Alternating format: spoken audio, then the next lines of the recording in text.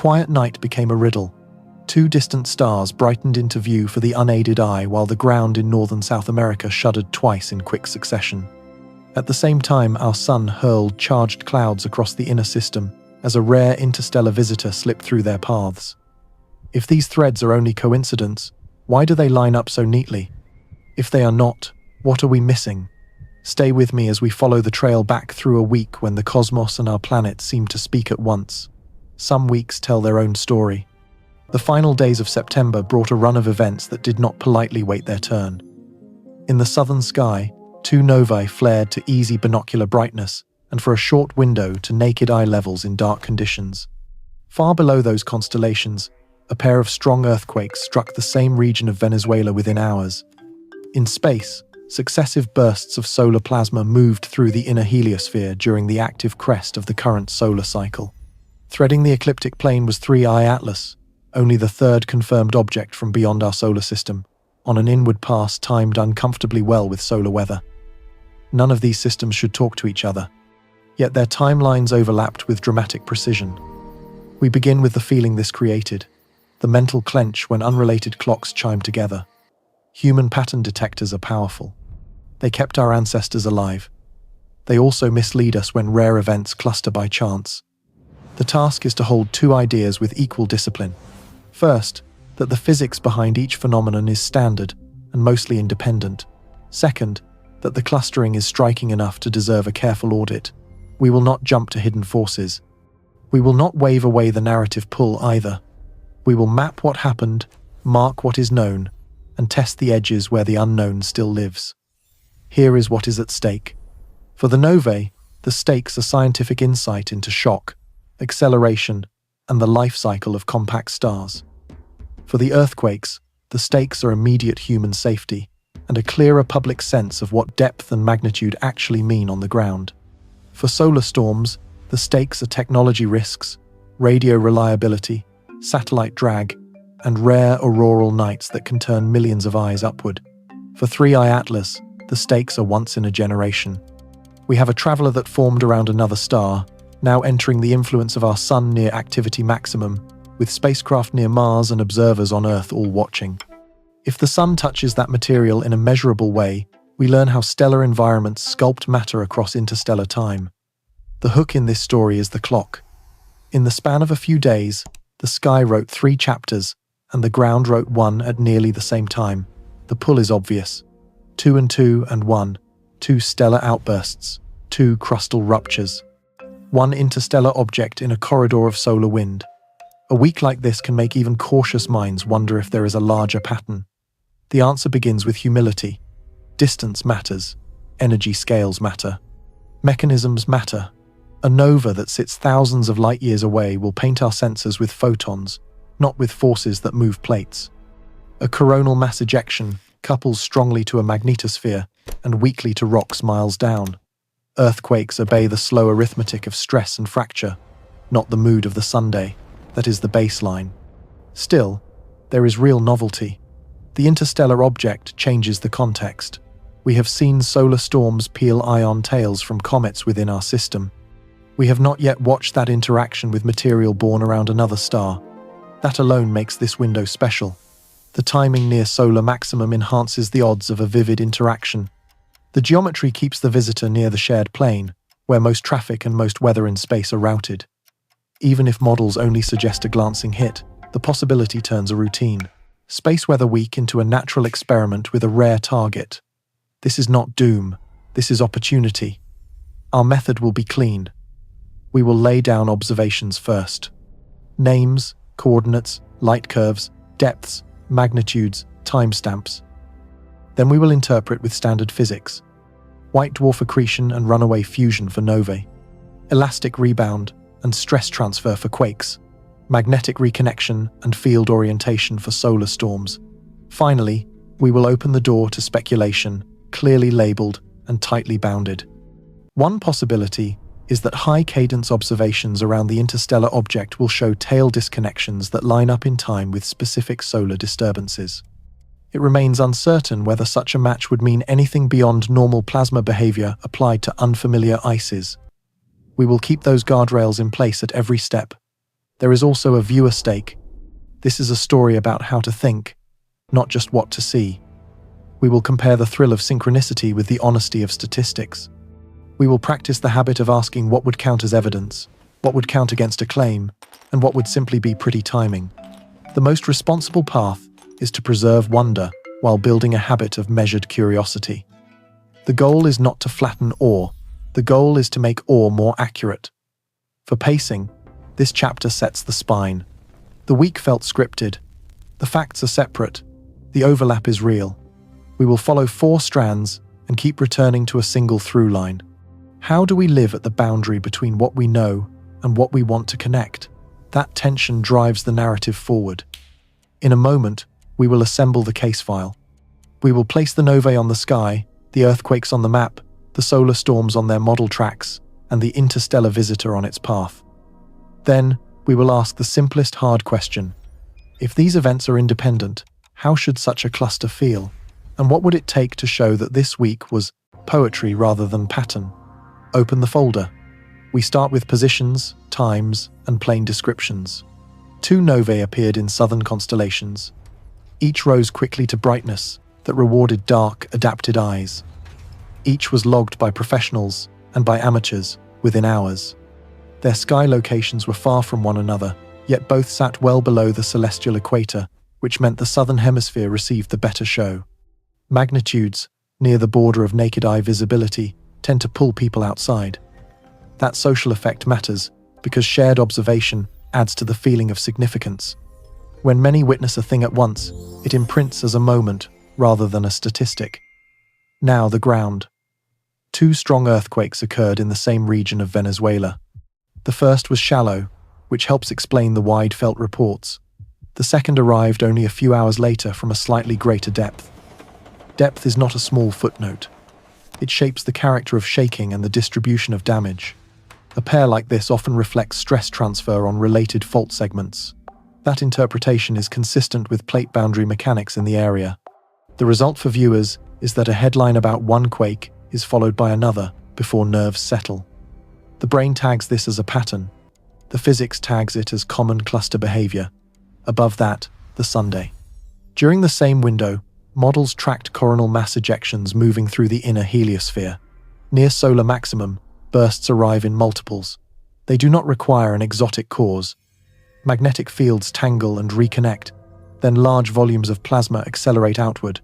Forecasting tools sketch cones across space and provide a timing band for possible encounters with planets and spacecraft.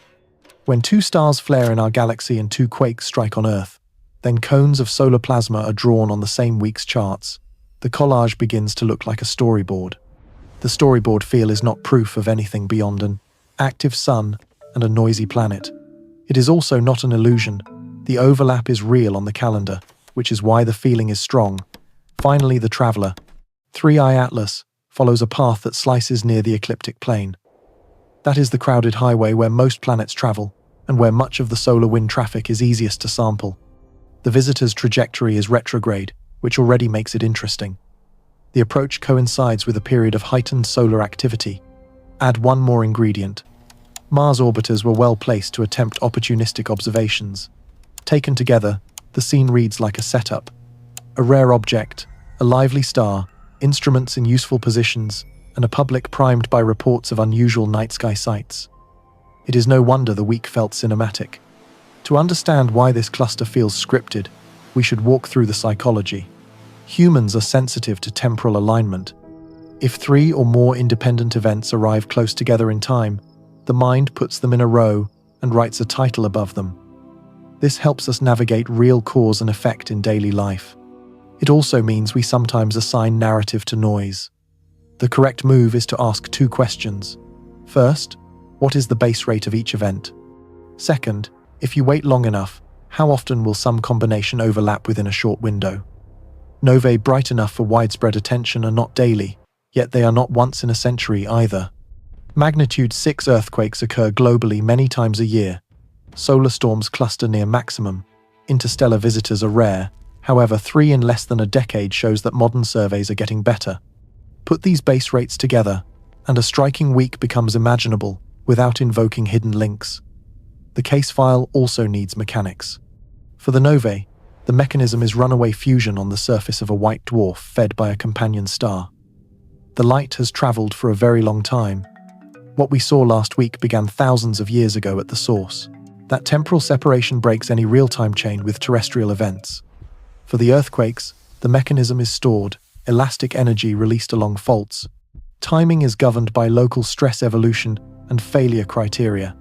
External electromagnetic conditions couple weakly to rocks deep in the crust. For solar storms, the mechanism is magnetic reconnection in the corona, followed by propagation of plasma clouds. These can affect radio links, satellites, and auroras. They are not drivers of seismic rupture in normal scenarios. Once we lay down these mechanisms, the feeling of a single story softens into several parallel stories that happen to premiere together. There is still a good reason to keep the folder open. Some overlaps are scientifically valuable, even when they are causally unrelated. A solar storm that brushes past an interstellar object provides a clean laboratory. A week with 2 novae draws attention to high-energy processes that are easy to miss otherwise. A pair of earthquakes focuses communities on preparedness and on the basics of depth and magnitude. The value is not in a mystical thread. The value is in the simultaneous availability of data across domains, which lets us compare how scientists reason about very different systems. We should also note how media dynamics amplify the scripted feel. Social feeds compress time, alerts arrive in stacks. A person can scroll from star news to quake clips to aurora forecasts in a minute. That compression is not how the universe works, it is how our information flows. Recognizing the difference is part of responsible viewing. You can enjoy the montage and still insist on mechanisms before meaning. Here is our through line so far. We are assembling facts into a clean chronology, then testing whether the perceived pattern survives contact with physics. Next, we will dive into what a nova actually is, how it lights the sky, and why 2 in the same week created such a strong opening chapter. A nova announces itself with light that should not be there. One night a field holds only faint specks. The next night a new point blooms, where unaided eyes can barely reach. During this remarkable week, 2 such blossoms appeared in southern constellations, each climbing to a brightness that rewarded dark adapted observers and small binoculars. The sky did not change its rules, it simply let us notice a process that unfolds across centuries, then declares itself in days. To understand why 2 novae can light the same season, we need to open the star behind the spectacle and watch the quiet theft that powers it. At the heart of a classical nova lives a white dwarf, an exposed stellar core about Earth-sized, yet roughly solar in mass. It orbits a companion star, close enough that gravity sips gas from the neighbor. That gas is mostly hydrogen. It leaves the donor in a steady stream, spirals inward, and settles onto the white dwarf surface. There it is, held down by crushing gravity and heated by relentless compression. Nothing dramatic happens for a long time. Layers build, pressure rises. The temperature climbs past the ignition point, where hydrogen fusion can run away on the surface. Unlike a normal star where fusion is regulated by expansion, the white dwarf has no such thermostat at its surface. When the threshold is crossed, a thin shell of accumulated fuel detonates. The result is a sudden jump in luminosity that can multiply the system brightness by thousands to millions. The explosion does not destroy the remnant. It blows off the outer shell, revealing lines of hydrogen and helium in spectra that broaden because the gas is moving at thousands of kilometers per second. As the ejecta expand, they cool and thin, and new features appear. Forbidden lines emerge, signatures that only occur in very low-density environments, where excited atoms can radiate without being knocked back to lower states by collisions. In some novae, dust condenses weeks after the flash. That dust can temporarily dim the object before sunlight, and shocks grind it down. All of this makes novae excellent laboratories for shock physics and particle acceleration. Some have been caught producing high-energy photons, a clue that electrons and protons are being pushed to extreme speeds at colliding flows. Why were the 2 novae of this week so widely discussed? Partly because their positions favored southern observers, placing the objects high in dark skies during comfortable hours. Partly because their peak brightness grazed the threshold where people who rarely point a telescope might still step outside and try. The human element matters. A nova that many can witness feels larger than the same nova hidden in a data file. There is also the emotional twist that two appeared within days. Statistically, a galaxy can host a handful to a dozen novae in a year, so pairs within short windows are not unheard of. They remain uncommon enough to feel special. There is a deeper reason to dwell on these novae. They remind us that the light we saw is old. The objects sit far beyond our neighborhood, likely thousands of light years distant. The flares we logged this week left their systems before cities, before alphabets, before most of recorded history. The photons arrive now because that is how long the road is, not because anything on Earth or near the Sun tugged on their timing. This time, delay is one of our most reliable shields against false connections. It is beautiful, and it is clarifying. Observationally, novae invite a global chorus. Professionals take spectra to identify chemical fingerprints and measure expansion speeds. Radio arrays listen for synchrotron emission from relativistic particles in shock regions. Space-based telescopes watch for high-energy signatures that speak of efficient acceleration. Meanwhile, amateur observers provide the cadence that large facilities cannot. Night after night, they measure brightness with calibrated cameras, or even careful visual estimates against comparison stars. Those light curves, built from many small contributions, let researchers trace the rise, any plateaus, and the decline, and they can catch surprises like secondary peaks or dust dips. A common point of confusion is the word nova itself. It does not mean a star dies. It means a star briefly steals, burns, and sheds. The engine survives. That is the crucial contrast with a supernova, where the progenitor is unmade, either by core collapse or by a thermonuclear disruption of the white dwarf itself after crossing a mass limit. In a classical nova, the white dwarf lives to accrete again. Some systems even repeat on human timescales, flaring every few decades when fuel builds up to ignition once more. This cyclical nature turns novae into serial storytellers. They accumulate patience, then spend it all at once, then start over. The two novae in our case file also anchor the episode in a wide spectrum of light. They began as optical surprises, but the most interesting physics often hides outside visible bands. If high-energy instruments triggered near the time of discovery, that would argue for strong shocks and efficient particle acceleration. If infrared observations later show excess emission, that could hint at dust formation. If radio maps trace expanding shells, that can reveal asymmetries in the ejector and how the blast interacts with surrounding material. Each wavelength becomes a witness to a different part of the same event. We end this segment with the bridge to everything else on our timeline. The novae are far, so their light is a message rather than a force. They do not reach down to shift plates or stir the solar wind. Yet by arriving together in our sky, they pulled attention to the heavens, and attention is the beginning of measurement. With eyes raised, the same audiences noticed auroral alerts and a rare interstellar visitor. That is the narrative link. Not causation, but sequence in human awareness.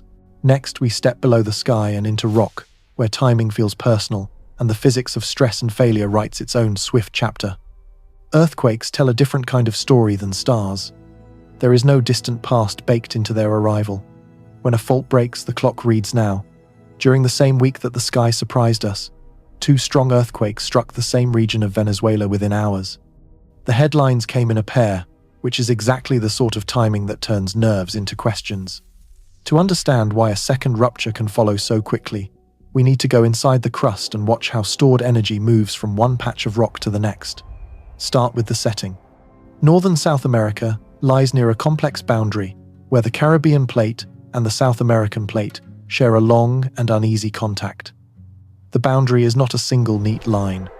It is a braided zone made of several fault systems that slice and step across the region. Some segments accommodate sideways motion, others accommodate squeezing or stretching. Over years and decades, slow plate motion loads these faults with strain, like a spring that is wound by imperceptible turns. Most of the time, the faults are locked by friction.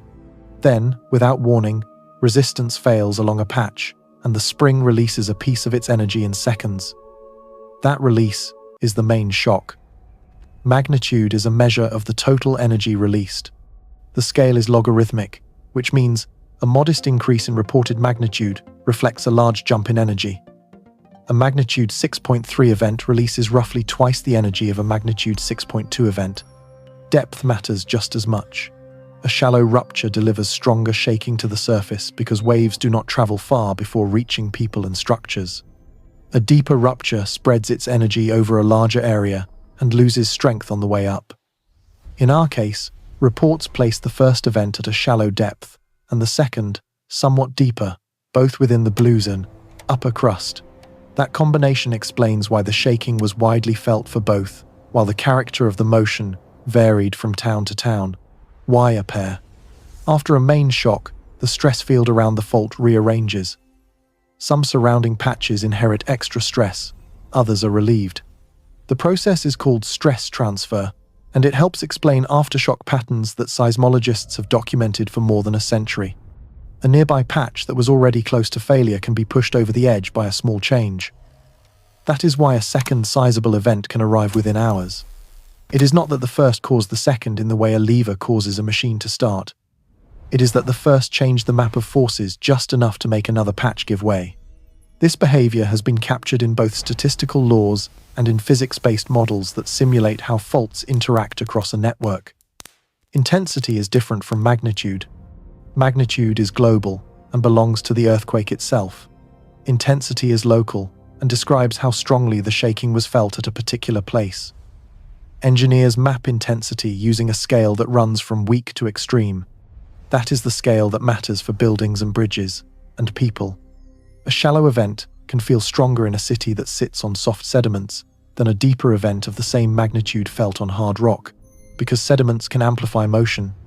This is why two communities at the same distance from an epicenter can report very different experiences.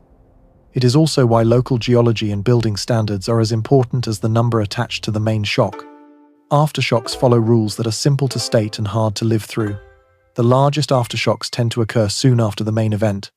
The frequency declines with time in a pattern that is very regular in the statistics, even though the exact times of individual aftershocks are not predictable. Many people want to know whether a second event will be the largest. Sometimes it is, often it is not. Seismology can provide probabilities for windows of time, and it can outline what sizes are plausible, but it cannot name the hour when a specific fault patch will go. The right public message balances reassurance with clarity. Prepare for continued shaking, secure what can fall, check structures for damage, and listen to local authorities who understand regional risk. The pair in Venezuela also shows how measurements from different agencies can vary slightly. Magnitudes are refined as more stations report their waveforms. Reported depths can shift as solutions improve. These updates are not contradictions. They are the normal process of turning raw signals into a consistent picture of what slipped and how far. In complex regions, even the fault orientation can be ambiguous until specialists invert the data and publish formal solutions for the mechanism of rupture. It is tempting during a busy week to look for triggers from above. Here, the separation between domains is important. Electromagnetic disturbances from solar storms couple well to the upper atmosphere and to electric grids and long conductors. They do not couple strongly to rock at 10 or 15 kilometers of depth. The forces that decide when a fault fails are dominated by slow plate motion, by fluid pressure in pores, and by the roughness of the fault surface itself. That does not make earthquakes less mysterious. It makes their mystery local rather than cosmic. There is a different connection that is worth naming: shared attention. When the night sky is busy, more people are alert to science stories, and they notice ground stories sooner as well.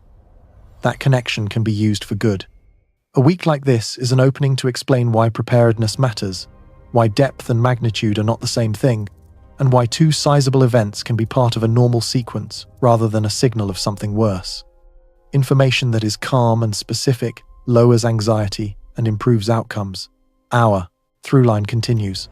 Separate systems wrote chapters that arrive together. We have listened to the language of fractures and stress. Next, we look up again, to the star that sets the space weather, and to the charged clouds it sends sweeping across the inner system during its restless season. The sun is not a steady light. It breathes in cycles, quieting and then quickening as magnetic fields knot and unknot across its surface. We are living near the crest of that rhythm. During solar maximum, sunspot groups multiply, Magnetic loops arch higher, and the corona stores energy like a drawn bow. When those magnetic fields reconnect, they can launch vast clouds of charged particles into space. These are coronal mass ejections, the heavyweight events of space weather. They travel at hundreds to a few thousand kilometers per second, pushing a shock ahead of them and sweeping up solar wind like a snowplow. For a planet with a magnetosphere, arrival feels like a shove on an invisible shield. For an object with no field, arrival is a direct breath of plasma. It helps to sort the solar cast. Flares are bright flashes of electromagnetic radiation. They can cause brief radio blackouts on the dayside of Earth. Coronal mass ejections are slower, denser, and carry embedded magnetic fields. When a CME reaches Earth, the first sign is often a sudden jump in magnetic and plasma measurements. That is the shock. Then comes the sheath of compressed solar wind. Finally, the core arrives with whatever magnetic orientation it carried from the Sunday. If the field inside tilts south relative to Earth, the door to our magnetosphere opens wider. Scientists call this southward component B's negative. When that coupling is strong and sustained, energy flows into the magnetosphere and auroras bloom far from the poles. Forecasting turns these ideas into timelines.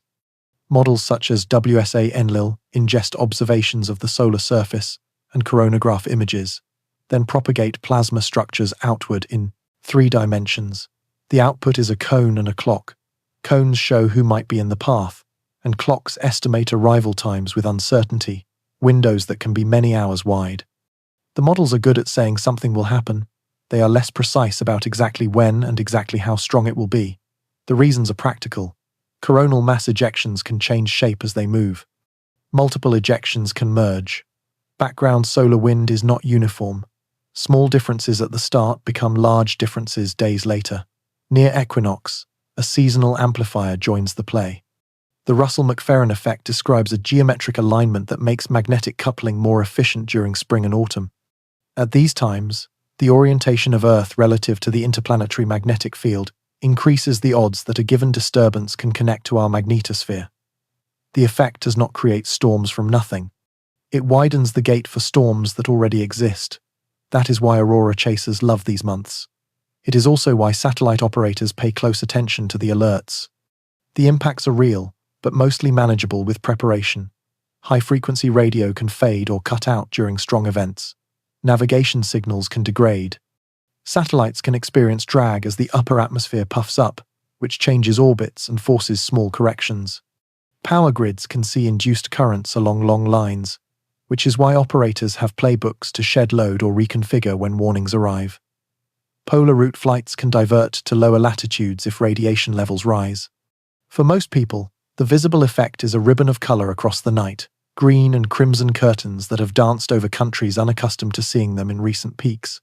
This is also a laboratory. The same physics that shakes radio and paints the sky can test how a rare interstellar object behaves in moving plasma. Ion tails align with magnetic fields embedded in the solar wind. When a shock or a region of drastically different field orientation passes over a comet, its ion tail can disconnect. That is magnetic reconnection in action, not just in textbooks, but painted in gas and light. If a coronal mass ejection brushes the environment around 3I Atlas, even a glancing interaction could prompt changes in tail structure or in the brightness of the coma as fresh material ionizes. None of this requires exotic ideas. It is standard heliophysics applied to unfamiliar ices. We should also name the limits. Space weather models are handicapped by distance. We only have in situ measurements at a few locations between the Sun and Earth. Probes give us warnings roughly an hour ahead of arrival at Earth. For objects elsewhere in the inner system, models must extrapolate. A forecast that a coronal mass ejection will intersect. A path tells us where to point instruments and when to watch closely. It does not guarantee a dramatic signature. Null results are information too. They constrain how often and how strongly such interactions occur. Scales help viewers anchor the risk. Agencies publish indices for geomagnetic storms, for radiation storms, and for radio blackouts. A G1 event might bring minor fluctuations in power lines and small auroral activity at higher latitudes. A G3 event pushes auroras deeper and requires some mitigation by operators. The familiar images of transformers exploding belong to extreme historical cases. not to typical equinox activity. It is right to be alert. It is not right to be afraid. Every few parts we restate our thread. Separate systems, one crowded week, a clean method. We logged why the sun was busy and how seasonal geometry makes its reach more effective. Our attention stays on mechanisms. Next, we return to the traveler that turned an ordinary storm season into a rare chance to watch the sun touch matter from another star, with Mars orbiters and Earth-based observers ready to compare notes. Imagine a grain of ancient ice and rock that it was not born here. It wandered between stars for ages, endured radiation that etched its surface. Then by chance its path crossed the outskirts of our solar system. We call it 3I Atlas, the third confirmed interstellar object discovered by modern surveys. The label is simple, the implications are not. For the first time during a lively solar season, we can watch material from another stellar nursery move through regions where our space weather is the most expressive. That timing turns a curiosity into a probe. Interstellar objects tell us about other places because they carry chemistry that our system did not cook. Their molecules formed around a different star, in a disk with a different recipe, then were thrown into space by gravitational shoves long ago. On the journey, the sun was just one more distant light, until the trajectory dipped toward the plane where our planets orbit. That shared plane is crowded with solar wind structures, and it is where most spacecraft live. The visitor is moving on a retrograde track relative to the planets. In practical terms, it passes through traffic flowing the other way. This geometry increases chances to sample interactions between the object and our environment, since the relative speed and angles are unusual. Why solar maximum changes the stakes is straightforward. When the sun is restless, it launches more coronal mass ejections and strengthens the chance that one of those magnetized clouds will cross the neighborhood a visitor occupies. We have seen such clouds change the appearance of comets that were born here. Ion tails point away from the sun along magnetic field lines carried by the solar wind. If the field orientation flips as a shock passes, the ion tail can disconnect and a new one can grow, like a windsock that tears and is replaced by fresh fabric. If that process plays out around an object that formed around another star, then we get a real-time lesson in how universal plasma rules treat unfamiliar ices. There is another reason the timing is fortunate. Spacecraft around Mars have instruments that can be pointed outward. A close approach by an interstellar object does not create cinematic images. The target remains a point, or at best, a fuzzy condensation. Yet geometry from two vantage points allows better constraints on distance and on the extent of the coma. Spectrometers can look for simple molecules that often appear when sunlight warms icy surfaces, for example cyanogen or carbon monoxide. A detection would not be shocking. It would be powerful because it would carry the signature of chemistry that began under a different star and then traveled for millions of years before our instruments sampled the light. Expectations must be tuned. Most observations will measure changes in brightness and shape over time, rather than show resolved surface detail. That is how small, distant bodies reveal themselves. They change. They brighten as more sunlight mobilizes volatile material. They develop tails whose directions and textures shift when the solar wind changes character. The big win would be correlation, a sequence where a solar disturbance is logged and a synchronized response appears in the visitor. Even then, causation must be handled carefully. One possibility is that a tail change would have happened anyway because outgassing crossed a threshold. A competing view suggests that a shock front can accelerate ions and strip the existing tail more abruptly than slow thermal evolution can. Both are testable with enough cadence. A traveler like this also sharpens questions about origin. Interstellar objects are ejected when giant planets rearrange or when close encounters fling smaller bodies away. Their sizes are uncertain because brightness depends on both area and albedo and on any activity that surrounds the nucleus. It remains uncertain whether most visitors are monolithic, or clusters of rubble bound by weak gravity, or even fragments of larger parents. Evidence is limited, but one inference is that diversity will be the rule. Some will look like comets, others like asteroids, and a few may surprise us with behavior that fits neither box well. For audiences, the immediate question is whether any of this is dangerous. The answer is no. Distances are vast, and the path does not cross Earth. The interest is entirely scientific and aesthetic. We get to see our sun act on matter that was shaped under another stellar lamp. We get to compare what follows with past comet interactions. We get to test our models outside their usual comfort zone. That is rare in astronomy, where control experiments are difficult and repeat visits are not guaranteed. There is also a human angle. Interstellar visitors were myths for most of history. People imagined messengers from other stars but expected never to measure one. Modern surveys changed that by scanning large wedges of sky every clear night and by automating the search for moving points. 3 detections in less than a decade speak to improved eyes rather than a sudden surge in visitors. We were probably blind to most of them before. Now, we can name them, follow them, and turn them into laboratories. Our narrative keeps its promise. We meet the traveler with a clear understanding of why the solar season matters and what observations can and cannot deliver. In the next part, we ride along as the object moves inward. We consider how heat liberates ancient ices, and we read the shapes of tails as a language written by magnetic fields. Picture the solar system as a thin disk, a table where most of the planets set their plates. This plane is the ecliptic, and it is the busiest corridor for sunlight, solar wind structures, and the majority of spacecraft that watch them. 3.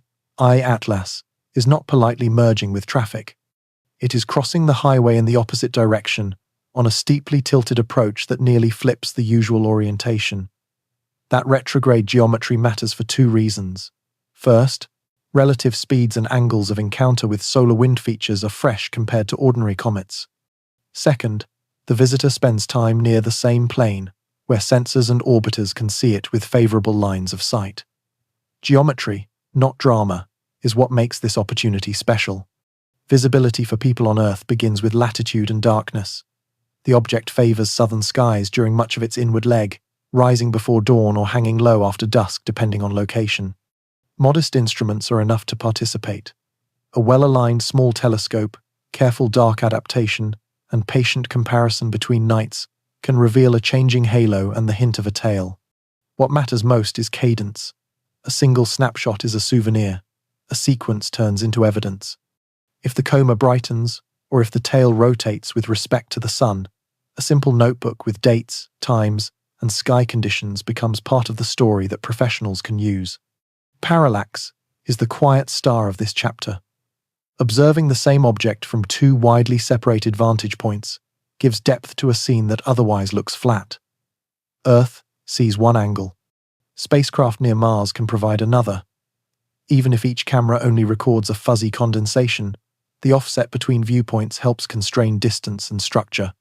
A small change in measured position against the background can produce a large improvement in understanding size and activity level.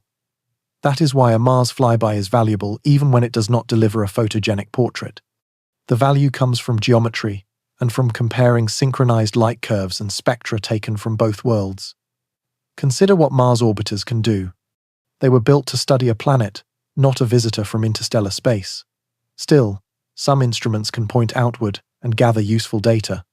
High-resolution images can attempt to measure the extent of the coma, although the resolution will be coarse. Spectrometers can look for emission from simple molecules that are common. In cometary comae, cyanogen, carbon monoxide, and carbon dioxide are typical targets. A detection would not make headlines for spectacle. It would matter because it would tie chemistry to a body that formed in a different stellar environment. If the same features are captured from Earth at near the same time, comparisons will reveal whether the signals are intrinsic to the object or modulated by viewing geometry and solar wind conditions. The flyby timing puts the visitor within a comfortable range for coordinated campaigns.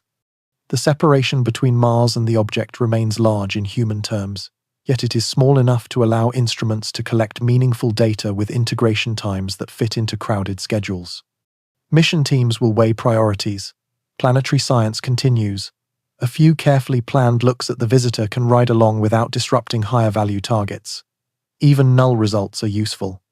If a spectrometer sees nothing at a time when Earth-based observers report activity, that gap will teach us about the sensitivity limits of each platform and about the anisotropy of outgassing around the nucleus. From the ground, observers can plan sessions that bracket the flyby window. The rule at the eyepiece is to keep expectations in scale. The object will not explode into a bright naked-eye comet. The changes worth chasing will be modest and will reveal themselves through comparison. One possibility is that a tail feature shifts abruptly within a day of a logged solar disturbance. It remains uncertain whether a matching signature will be obvious in small instruments. Yet coordinated attempts can still succeed, because many moderate data points collected across different longitudes add up to continuous coverage. The visitor's motion through the ecliptic also increases the chance that it will encounter variations in solar wind density and magnetic orientation that are well sampled by monitors. That alignment strengthens any future claim that an observed change in the tail corresponds to a known disturbance in the plasma environment. A competing view suggests that most apparent changes near the flyby will be driven by local heating, as the sun warms fresh patches on the nucleus. Both explanations can be tested with timing. If a shift follows solar wind parameters with a consistent delay, plasma forcing is favored. If trends follow heliocentric distance and solar elevation on the nucleus, thermal control is favored. For those watching at home, a practical note closes the loop. Choose dark skies, pick a stable mount, and record the direction of the tail relative to the Sunday note star fields used as references. Share images with times in universal time and with location data. Science moves faster when timestamps and coordinates are clean. Safety-wise, nothing about this geometry threatens Earth. The distances are vast, and the energies released are the gentle kind that make faint structures glow rather than roar. Here is our reorientation. Separate systems, one crowded week, a method that privileges mechanism over mood. By threading the ecliptic on a retrograde path near an active sun, and by passing within view of instruments circling another world, 3i Atlas turns a chapter of celestial traffic into a live lab. In the next part, we follow the visitor closer to the sun, where ancient ices begin to shed gas, and where tails become moving diagrams of magnetic fields that trace the weather in space. As the visitor draws closer to the sun, the cold curriculum of interstellar travel gives way to a new lesson in heat. Ancient ices that slept for ages begin to wake. Sunlight seeps through the outer layers and warms pockets of volatile material. Molecules loosen, then fly free, carrying dust grains with them. Around the nucleus, a haze forms and thickens. Astronomers call this a coma. It is not a static halo. It is a breathing envelope whose brightness and texture change as sunlight digs deeper and as fresh vents open across the surface. Perihelion is simply the moment when this heating reaches its most persuasive point. The physics is not exotic. The interest comes from the recipe. This object formed around another star. The mix of volatiles and the structure of the mantle may not match what we expect from long-period comets born here. Two tails can appear as the coma matures. One is a dust tail. Sunlight pushes on grains and gravity curves their paths. The result is a soft plume that bows gently away from the sun with a graceful arc. The second is an ion tail.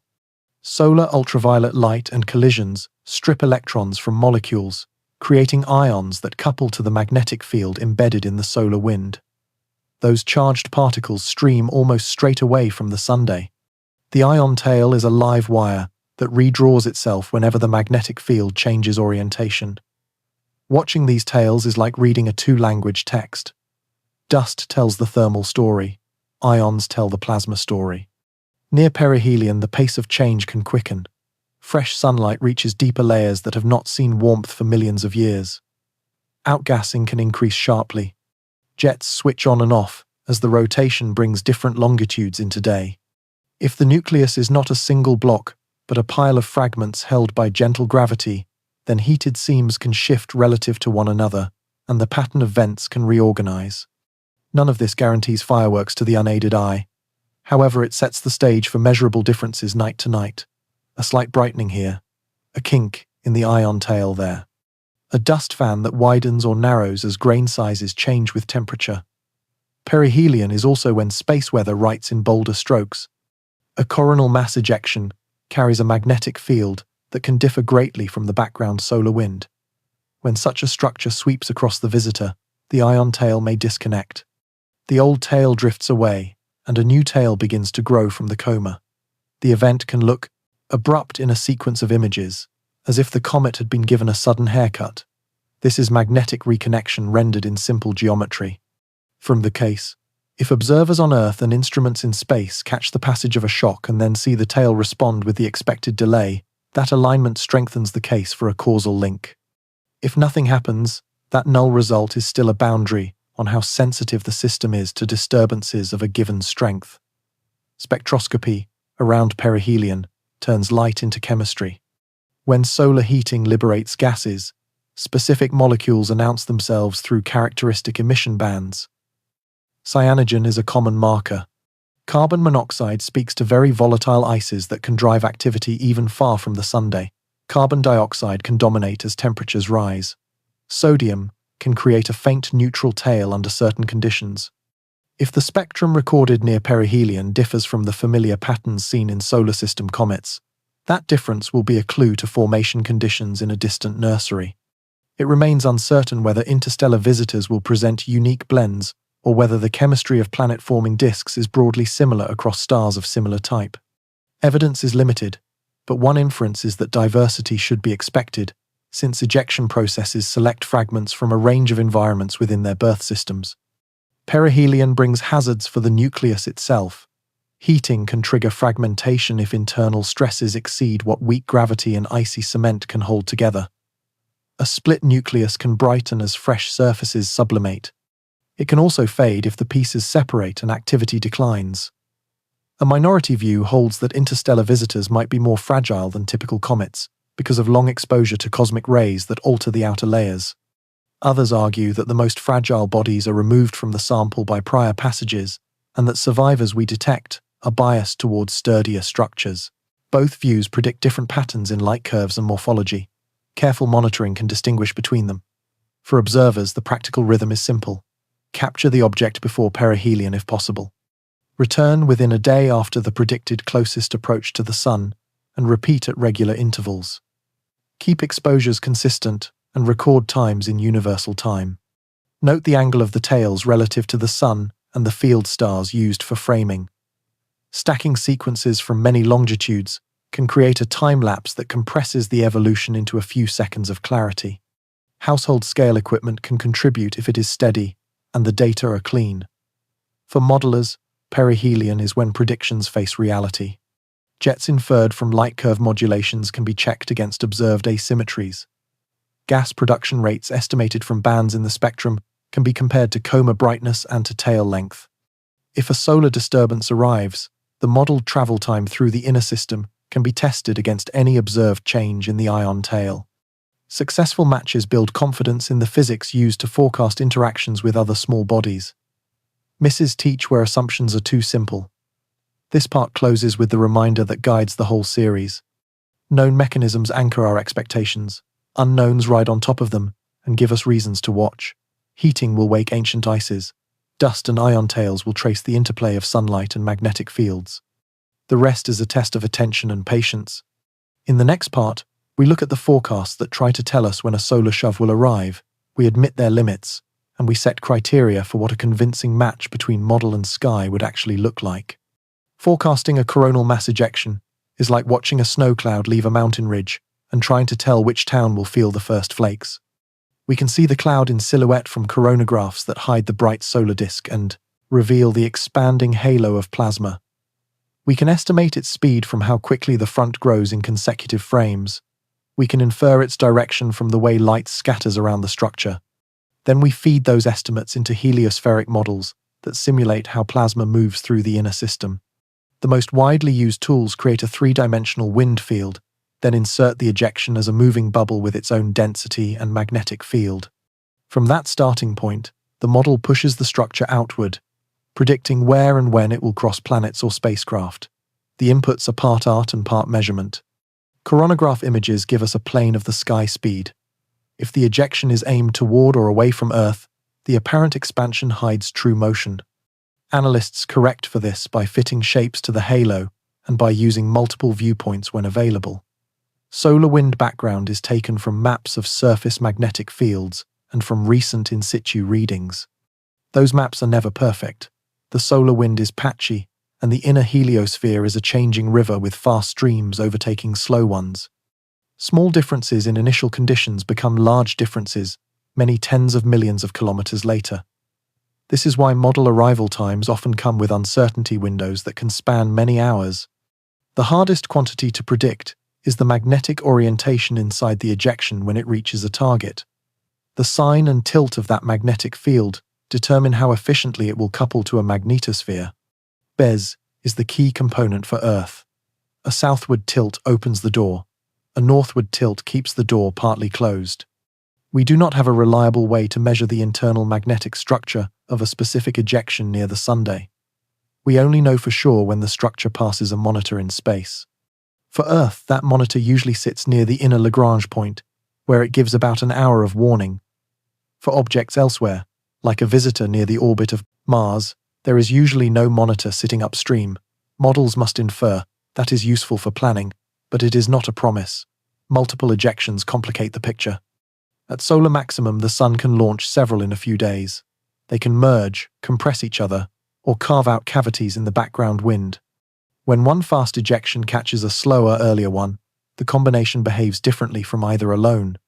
Models can represent this interaction, but small errors in timing or initial direction can cascade into larger errors downstream. This is why forecasters often turn to ensembles. They run many variants that sample the plausible range of initial speeds and widths. The spread in outcomes becomes a map of risk rather than a single line and a single time. Noise does not only come from physics. It also comes from how we notice patterns. During a crowded week, the temptation is to line up a predicted arrival time and a visual change in a comet tail, and then pronounce a link. A cleaner approach asks for 3 checks. First, did a clear shock signature occur in the solar wind when and where the model expected? Second, did the tail respond with a delay that matches the expected travel time through the coma? Third, did independent observers at different longitudes see the same change?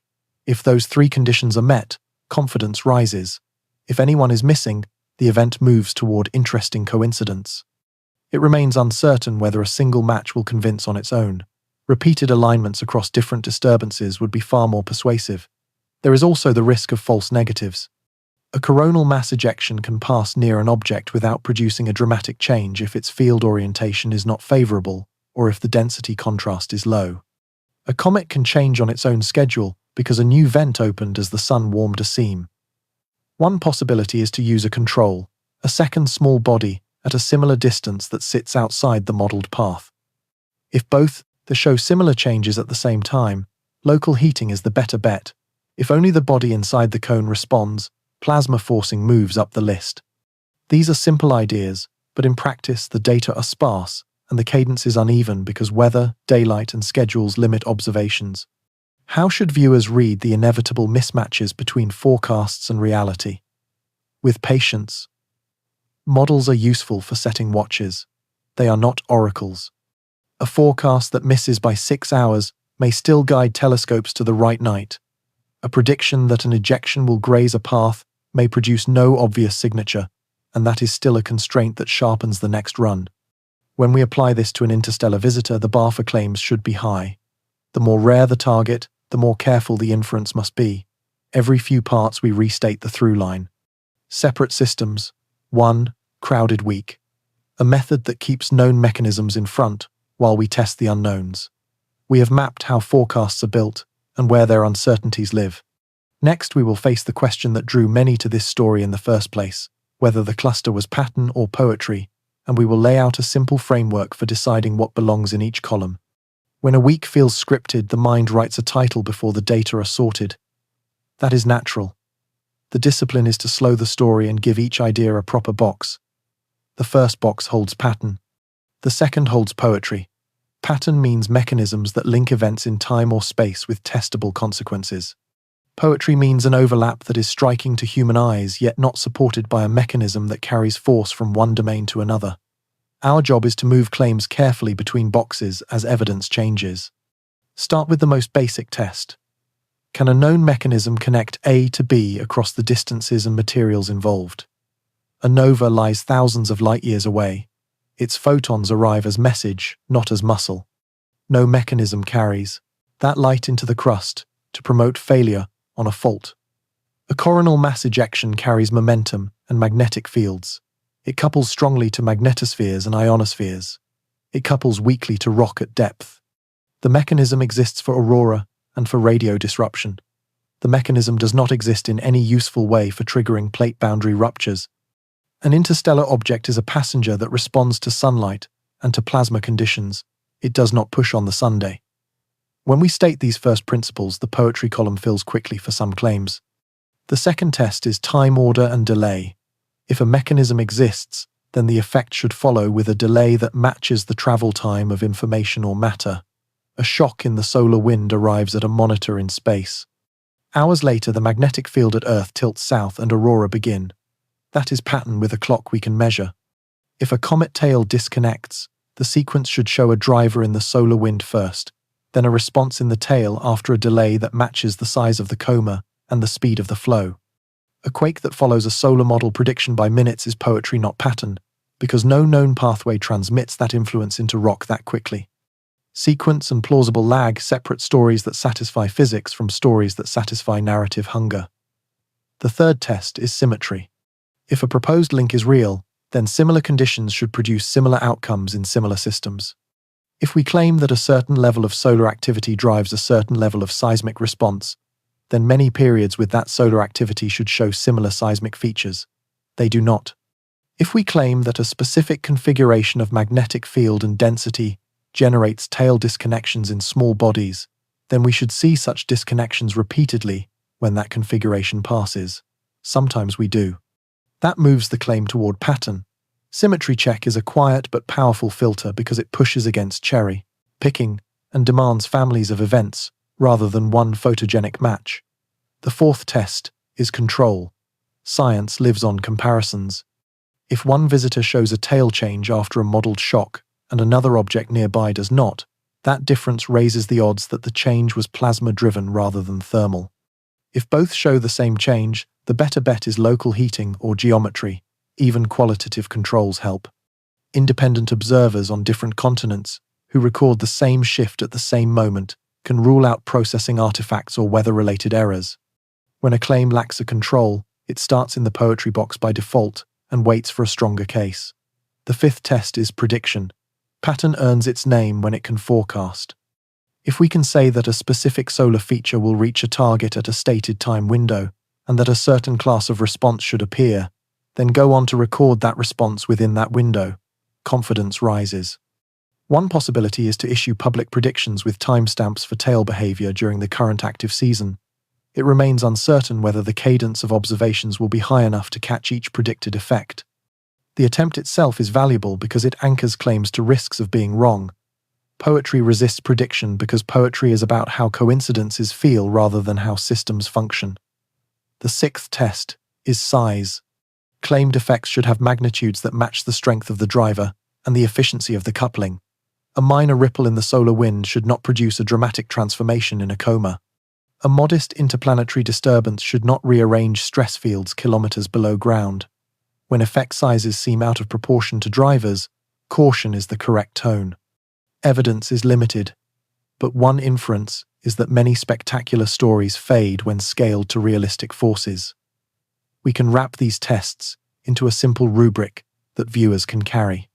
Ask for mechanism, for order and delay, for symmetry, for control, for prediction, and for scale. If most pillars stand, the claim steps toward pattern. If they do not, the claim remains poetry for now. This does not make poetry an insult. It is an honest category that respects how the human mind searches for meaning when clocks strike together. Here is our one-sentence reorientation. Separate systems, one crowded week, a method that refuses to trade beauty for rigor. With the boxes labeled and the tests in hand, we can enjoy the timing while we keep truth on a leash. Next, we dive back into the furnace of a nova to examine the runaway that lights the sky without killing the star, because understanding that engine is the clearest way to remind ourselves how secure mechanisms feel when they are real. A nova begins with gravity, doing something both patient and ruthless. Imagine a white dwarf, a stellar core the size of Earth with mass near that of the Sunday. It is made of degenerate matter, where electrons are pressed into a crowded state. Ordinary rules about pressure and temperature are warped by quantum mechanics. This remnant is not alone. It orbits a living companion, often a star that has swelled with age. The white dwarf's gravity draws a thin stream of gas from its partner. The stream arcs inward and either forms a small disk or flows directly onto the surface depending on geometry. The gas is mostly hydrogen, with a touch of helium and trace elements. Nothing dramatic happens at first. The surface acts like a waiting room.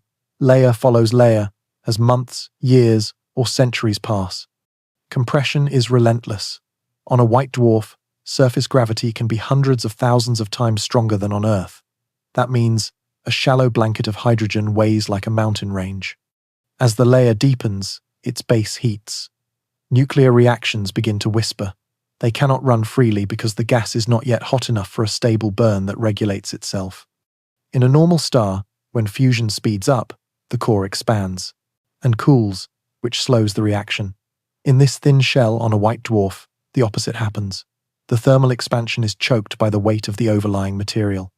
Temperature rises, reaction rates accelerate, and heat production climbs faster than it can be carried away. The result is thermonuclear runaway in a surface shell, only meters thick compared to the star beneath it. The ignition sweeps around the surface in a flare of physics rather than flame. Hydrogen fuses into helium in a burst, releasing energy that multiplies the brightness of the system by thousands or more. The pressure wave lifts the blanket. The star brightens quickly, sometimes within a single night. Ejecta are launched at speeds of hundreds to a few thousand kilometers per second. Spectra show broad emission lines because the gas is expanding. Hydrogen lines dominate at first. Helium and heavier species appear as the ejecta, thin and cool. Forbidden lines arrive later, when densities drop enough that excited atoms can radiate without frequent collisions. Seen through a telescope, a quiet patch of sky becomes a new point of light that does not belong to the previous map. The white dwarf survives. That is the central contrast with a supernova. In a nova, only the surface shell detonates and is expelled. The compact core remains intact and ready to begin the slow theft again. In a supernova of type Ia, by comparison, the white dwarf approaches a mass limit where the entire star undergoes a global thermonuclear disruption and is destroyed. The nova is a controlled catastrophe. It vents the pressure cooker and resets the clock. Some systems repeat in decades. Others may slumber for centuries between outbursts. The cadence depends on how fast the companion donates gas and on the mass of the white dwarf, because more massive remnants require less added fuel to reach ignition conditions. The outflow is not always smooth. Shocks form where faster ejecta overtake slower layers. These shocks can accelerate particles to high energies. That is why some novae appear as sources of high-energy radiation. Radio observations sometimes reveal synchrotron emission from relativistic electrons spiraling in magnetic fields. X-ray and gamma-ray instruments have recorded brief windows of hard photons. These detections challenge simple pictures and point to complex structures in the outflow. Shells, clumps, and jets may all play roles. It remains uncertain which combinations are common and which are rare. Evidence is limited, but one inference is that the interaction between the blast and any leftover gas near the system can enhance shock efficiency and brighten the high-energy signature. Dust formation is a separate story that often arrives weeks after maximum light. As the ejecta expand and cool, molecules can bond and tiny grains can condense. The nova then dims more quickly than expected because fresh dust absorbs and scatters light. Infrared observations can catch the re-radiated glow from that dust. Later, radiation pressure and collisions grind the grains down or blow them outward, and the underlying stellar remnant begins to dominate the scene again. Dust episodes are valuable clues to chemistry in the ejecta and to the density structure of the outflow. They also create beautiful and frustrating complications for light curves that would otherwise be smoother. Distance introduces humility. For the novae in our case file, the light took thousands of years to reach us. The outbursts we admire began when human civilizations were young. That delay means the events cannot be tied to anything local in our present week, except in a poetic sense. It also means we are archaeologists of light. We build histories from photons that left long ago. Spectra become fossils of a different sort. They tell us about temperature, speed, and composition at the time the shell was young, not about the present state of the system. This time, perspective is an ally against spurious connections, and it is part of the wonder. The mechanics of measurement turn this physics into evidence. Photometry tracks brightness with precision, revealing rises, plateaus, and declines. Spectroscopy translates light into velocities and elements. High-resolution images can sometimes resolve expanding shells around nearby novae, months or years after the outburst. Radio arrays map shock regions. Together, these methods give a narrative that is both cinematic and grounded. A point brightens, a shell flies, atoms sing, shocks hum, dust grows, and the light fades. We close this segment by returning to our through line. A nova is a clean engine with well-understood parts, yet it surprises with high-energy flashes and dust tricks. It lights the sky without destroying its heart. That balance of known mechanism and fresh detail is the standard we carry into the rest of the week's story. Next, we leave the stars and listen again for rumble underfoot, where magnitudes are logarithmic, depth is destiny, and aftershocks write their own uneasy clock. After a strong earthquake, the ground seems to argue with itself. Shaking fades, then returns, sometimes minutes later, sometimes days later, sometimes weeks later. These repeats are aftershocks. They are not echoes. They are fresh slips on nearby pieces of the fault system that were jostled closer to failure by the main event. The pattern has order, even if it feels chaotic. Right after the main shock, aftershocks are frequent, and some can be large. As time passes, they grow less frequent. This simple tendency, many early and fewer later, is one of the most reliable features in seismology. Magnitude often confuses more than it informs during these sequences, because the scale is logarithmic. Each whole step in magnitude represents roughly 30 times more released energy. A change from 6 to 7 is not a small upgrade, it is a different league. Even small decimal differences matter, since energy climbs fast as magnitude creeps upward. This is why an event that reads only a little higher on the news ticker can feel much stronger and can do much more work on structures. The logarithmic nature of the scale also explains why two moderate events can together equal one larger event. Energy adds, even when attention does not. Depth shapes experience just as strongly. Shallow earthquakes send waves to the surface with less time to spread and weaken. That usually means stronger shaking near the epicenter and sharper differences from street to street. Deeper events spread their energy through more rock, which can smooth the felt area but often softens the most violent motion close in. Local geology then rewrites the picture. A city built on soft sediments can shake longer and harder than a town on bedrock at the same distance, because soft layers can amplify motion, basin edges can focus waves, ridge tops can sway. This is why intensity maps, which chart what people felt and what damage occurred, rarely look like perfect circles around a point. Aftershock timing can lead the mind into traps. When a second sizable event arrives hours after the first, it is tempting to treat the pair as if a clock somewhere had been set. In reality, the first rupture changed the stress field in 3 dimensions. Some patches on the fault and on neighboring faults received an extra nudge. Others were relieved. If a nearby patch already sat close to its failure threshold, a small additional push could set it moving. That is the mechanism behind an early strong aftershock. It is a transfer of stress within the same family of faults, not an outside trigger sending orders from the sky. People naturally want to know if a larger event will follow. Seismology can answer with probabilities, not appointments. Right after a main shock, the chance of another large event in the same region is higher than it was the day before. That elevated chance drops with time.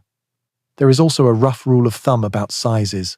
The strongest aftershock in a sequence is often about 1 magnitude unit lower than the main shock. Often is the careful word. Nature is not obligated to respect averages on a specific day in a specific place. This is why officials communicate in windows. Prepare for continued shaking in the first day. Stay ready in the first week. Expect smaller events to persist for longer. These statements are grounded in statistics drawn from many sequences around the world. Differences among agency reports also add to public confusion.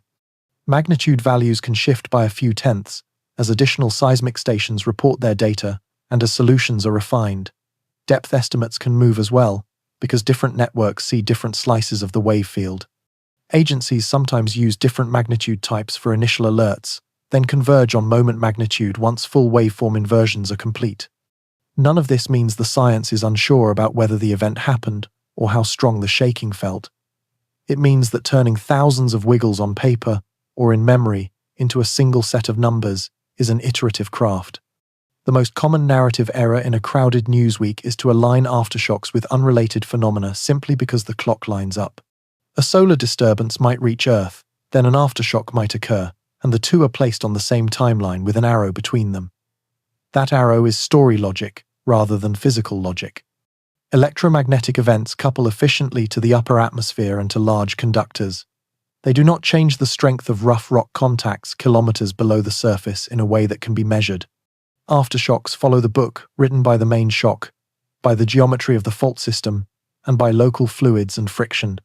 The clock that matters is inside the crust. Preparedness messages gain power when they speak to what depth and magnitude mean for daily life. Secure tall furniture, inspect structures with a careful eye, and, with a bias for caution, expect utilities to be interrupted, avoid rumor, and rely on local agencies that understand regional building practices and soils. Anxiety recedes when people know what to do and why. That is part of science communication too, to turn alarming sequences into understandable behavior of a restless but lawful Earth. There remain open questions. Can subtle signs in seismic noise, in groundwater, or in gas chemistry reliably foreshadow failure? Some studies suggest hints. Many do not repeat. It remains uncertain whether any short lead indicators will work across different regions and fault types. For now, the practical tools are robust construction, sensible land use, and drills that turn reaction into habit. These measures reduce risk, regardless of why and when aftershocks arrive. Our through line holds. Separate systems wrote chapters in the same week. In the crust, timing is governed by local stress and friction, not by space weather or distant stars. With that clarity, we can turn our eyes back upward to decode solar weather with the same insistence on mechanism, so that auroras and radio fades are explained by fields and flows rather than by coincidence. The sun runs two overlapping shows. One is bright and fast, the other is heavy and slow. Flares are flashes of electromagnetic radiation, a surge of light from radio to X-rays that leaves the corona almost instantly and reaches Earth in a little over 8 minutes. Coronal mass ejections are different. They are ballooning clouds of magnetized plasma that detach from the corona and travel through the inner system at hundreds to a few thousand kilometers per second. A strong flare can happen without a major ejection, and an ejection can lift off with only a modest flare. When both occur together, the week becomes noisy for technology and beautiful for skywatchers. Underneath both events sits magnetic reconnection. The corona is threaded by loops of field that tangle as the surface churns. When oppositely directed fields are pushed together, the topology can change, and stored magnetic energy converts into heat, light, and bulk motion of plasma. In a flare, the release is dominated by radiation from the newly heated plasma and from accelerated particles that strike denser layers below. In an ejection, the release includes a bulk launch of plasma and field that escapes the sun entirely. The reconnection site can even reform as the ejection departs, which helps explain why some events produce long-lasting radio signatures and sustained outflows. Space weather at Earth depends most on what the ejection carries inside it. Magnetometers measure 3 components of the interplanetary field. The BEDS component describes north-south orientation in a coordinate system aligned with Earth. When BZ turns south, meaning it points opposite to the average direction of Earth's dipole field, magnetic connection forms more easily between the solar wind and the magnetosphere. Energy enters more efficiently, currents strengthen, and auroras expand to lower latitudes. When BES points north, the coupling is weaker, and even a dense ejection can have limited impact. This is why forecasts can predict arrival with fair skill, yet still miss impact severity. We usually do not know BZ at Earth until a monitor in space samples the passing cloud. Arrival unfolds in a sequence that instruments record like a score. First, a shock front sweeps past, plasma density and speed jump, and ground magnetometers register a sudden impulse. Next, the sheath of compressed wind raises pressure on the magnetosphere and disturbances increase. Finally, the core of the ejection arrives, and its internal field orientation decides the main act. If BES tips south for hours, currents intensify around the planet. The ring current strengthens, which pulls down the DEST index. The KP index climbs as magnetometers worldwide record stronger fluctuations. In the ionosphere, currents called electrojets surge and auroras brighten. Satellite operators see increased drag as the upper atmosphere warms and expands. Radio users report fading and scintillation, while some routes at high latitude shift to avoid blackouts or radiation spikes. The story is richer than a single number. Orientation matters in 3 dimensions.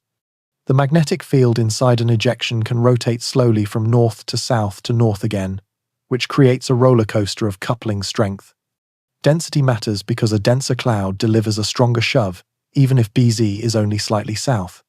Speed matters because faster structures carry more momentum and can drive stronger shocks. The background wind matters because fast streams can arrive behind an ejection and prolong unsettled conditions. Forecasts that show a simple cone should be read as signposts, not as promises. They help decide when to watch instruments and where to point cameras, but they cannot guarantee a specific outcome. Measurement anchors the narrative. At the inner Lagrange point, a spacecraft samples wind speed, density, temperature, and magnetic field, providing roughly an hour of lead time for Earth. Ground stations track ionospheric conditions and geomagnetic response. All sky cameras and citizen images report the reach of aurora in near real time. Higher in orbit, radiation monitors warn when energetic particles rise to levels that affect electronics. None of these systems can stop a storm, but together they turn surprise into managed risk. Operators of power grids, satellites, and aviation routes use this information to adjust loads, change orientations, or alter paths. There are limits that belong in plain view. We cannot yet see the magnetic heart of an ejection near the Sun, so we infer from structure and history, and then wait for in situ truth.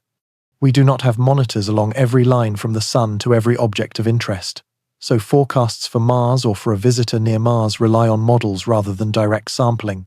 One possibility is to place more sentinels off the Sun-Earth line to catch ejections headed elsewhere, which would improve warnings for missions away from home. It remains uncertain whether such a network will be built soon, but the concept is sound. For viewers, the key translation is simple.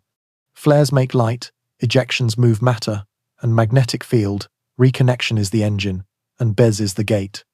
When the gate swings south and stays there, auroras march equatorward, and space-based systems work harder. When the gate stays north, the night may remain quiet, even as models show an arrival. Neither case is a mystery once the mechanism is in hand. Our through-line holds steady. We trade sensation for structure, then we place the week's events on that structure. With solar weather decoded in practical terms, we can return to the visitor and to other small bodies as natural sensors that reveal where shocks and field rotations have been. A way to read plasma conditions across space without flying instruments through every corridor. Some spacecraft never fired a thruster. They are lumps of ice and dust that drift along the sun's wind, and yet manage to report on that wind with surprising clarity. A small body with gas flowing from its surface builds its own tiny space environment. Sunlight knocks electrons off molecules, the solar wind sweeps charged particles away, and magnetic fields bend their paths. The result is a set of structures that behave like instruments made of vapor. A coma is a pressure gauge, an ion tail is a direction arrow, and a sudden disconnection is a bell that rings when a shock has passed. If we look closely and often, a comet can serve as a moving probe that maps invisible currents across the inner system. A visitor from between the stars can serve the same role, and perhaps with a twist, because its chemistry did not begin here. Begin with the simplest readout. The ion tail points almost directly away from the sun, not because light pushes it that way, but because charged particles are guided by magnetic field lines frozen into the solar wind. When the interplanetary magnetic field rotates, the tail swivels in response.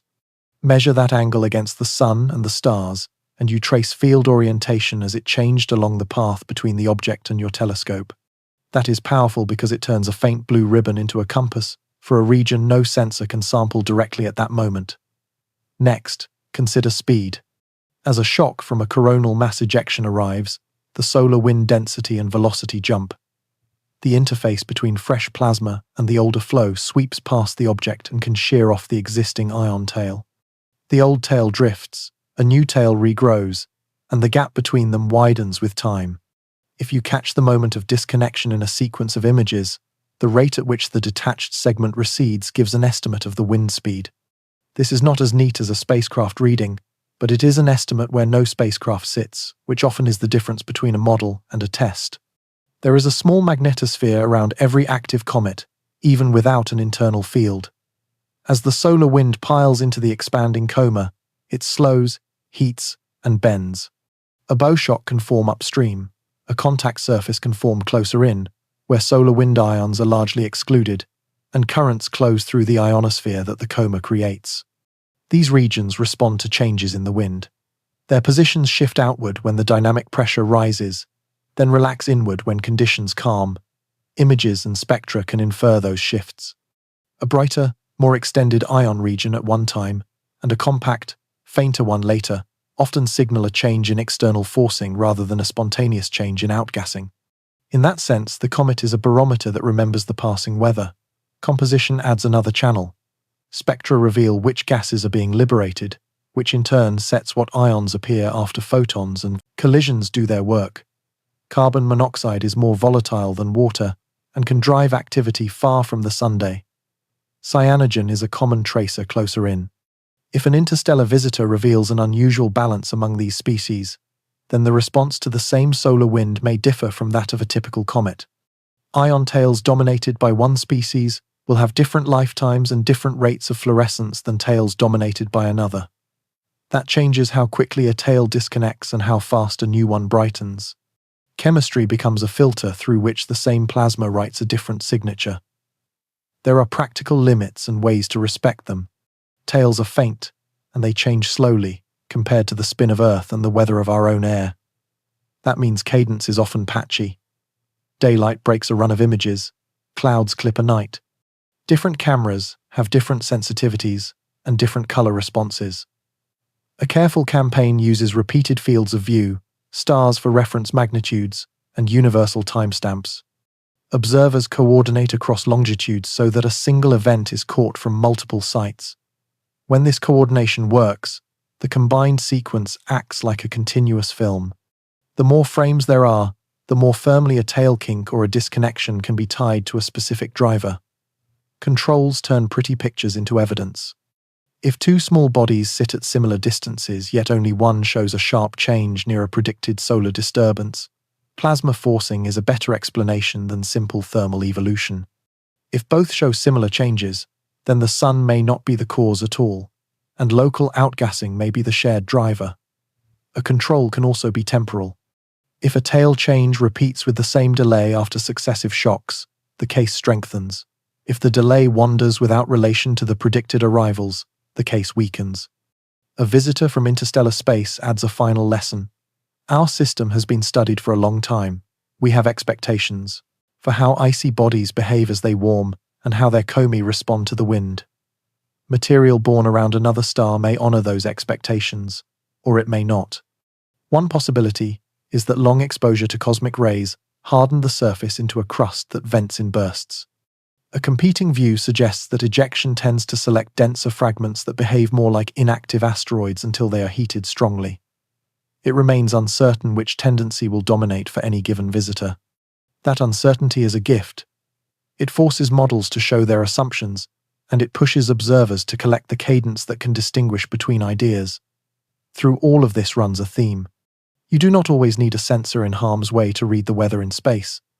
Sometimes the sensor is a blue whisper drawn across the night by molecules that only just learned to carry charge. Sometimes the sensor is a traveler from a distant nursery that stumbles into our wind and leaves a note in the shape of its tail. With care, with patience, and with many eyes working as one, those notes can be translated into maps and clocks that tell us where the solar wind has been. Next, we will set a common language for claims about all of these readings, so that viewers know when they are looking at observation, when they are hearing interpretation, and when they are being invited to consider speculation. If a story is going to mix wonder with rigor, it needs a stable vocabulary for truth. We will use 3 simple tags that ride along with every claim. Observed means instruments recorded it, or well-documented eyewitness reports corroborated it, and the raw data exist for others to check. Interpreted means we are adding physics to explain what the data probably mean, and other experts using the same data could reach similar conclusions. Speculative means the claim reaches beyond the present evidence, into territory that might be true, but is not yet supported. And everyone should feel the floor tilt a little. As we step there, these tags are not decorations. They are the rails that keep curiosity from sliding into certainty too soon. Observed is the firmest ground, and it speaks in simple sentences. The nova brightened by several magnitudes. Ground stations recorded 2 strong earthquakes from the same region within hours. A coronagraph image showed a halo expanding from the sunday. A small body presented an ion tail that pointed nearly away from the sunday. Observed does not include interpretations about cause. It does not declare that a tail change was triggered by a shock unless we have a driver recorded near the object at the relevant time. It does not treat a quake as a sign of something larger unless the data show that sequence. Observed is humble. It names what happened and when, with coordinates, times, and uncertainties. Interpreted stands on observed but walks farther. When we say a nova-like curve and spectra indicate thermonuclear runaway on a white dwarf, that is interpreted. When we say a shallow earthquake produced stronger surface shaking in one city because local sediments amplified the motion, that is interpreted. When we say a southward magnetic field inside an incoming ejection will couple efficiently to the magnetosphere, that is interpreted. Interpreted requires a mechanism that matches the data, and that has worked many times before. It invites peers to test the same path from raw measurement to conclusion. It is where most science lives day to day, turning recorded signals into sensible models. Speculative is valuable when marked clearly. It is the workshop where questions become proposals. One possibility is that a shock brushing an interstellar visitor will disconnect its ion tail, and that we will see the gap widen at a rate that matches the surrounding wind. A competing view suggests that apparent tail breaks could be caused by bursts of outgassing that mimic a disconnection. It remains uncertain whether the cadence and sensitivity of current observations will be enough to separate those stories in every case. Evidence is limited, but one inference is that coordinated images from different longitudes will help because they stitch a longer timeline from many short watches. A minority view holds that long exposure to cosmic rays could harden an interstellar surface enough to change venting patterns in ways we have not yet modeled. All of these belong in speculative until data move them up. These tags help the audience, and they also help the storytellers. They set an evidence bar that must be cleared when the week feels scripted. If we show a comet image with a visible kink in the ion tail on the same night a forecast predicted an arrival, we should say, observed for the kink, interpreted for the proposed driver, and speculative for any larger claims about rare synchronicity. If a viewer hears all 3 layers in one breath, trust improves because the method is on the table. The tags protect against common traps. First is the timing trap. 2 clocks align, and the mind draws a line. Observed stops at the clocks. Interpreted demands a mechanism and a plausible delay. Speculative stays speculative if those are missing. Second is the scale trap. A small driver is linked to a large effect. Interpreted asks whether the coupling could really amplify that much. Third is the cherry trap. One photogenic match is presented as a rule. Interpreted asks for families of events and for counterexamples. Speculative admits beauty with a smile and waits for repetition. There is also a way to use the tags as a plot device. In a crowded week, we can color code lower thirds in the mind. Blue for observed, gold for interpreted, silver for speculative. A scene begins in blue with the raw event, then slides to gold as we fit it into known physics, then visits silver with a clearly marked what-if before returning to blue with the next measurement. The rhythm keeps engagement high, without loosening standards. It allows awe, while making sure the audience always knows which hat we are wearing. Every few parts we restate the through line. Separate systems, one crowded week, a method that keeps beauty and truth in the same frame. The evidence bar gives us a common language, so that anyone watching can judge the strength of a claim in real time. Next, we turn that language outward and hand the audience a field guide. Practical steps for seeing, recording, and contributing to this story in ways that make the science better for everyone who comes after. Begin with the mindset. You are joining a distributed observatory that runs on patience and clean notes. Your images and your measurements matter most when they are comparable to those of strangers you will never meet. Think of every entry as a small brick that must fit the wall. Curiosity brings you outside.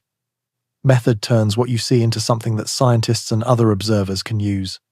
Pick a dark site where you can stand safely with a clear horizon.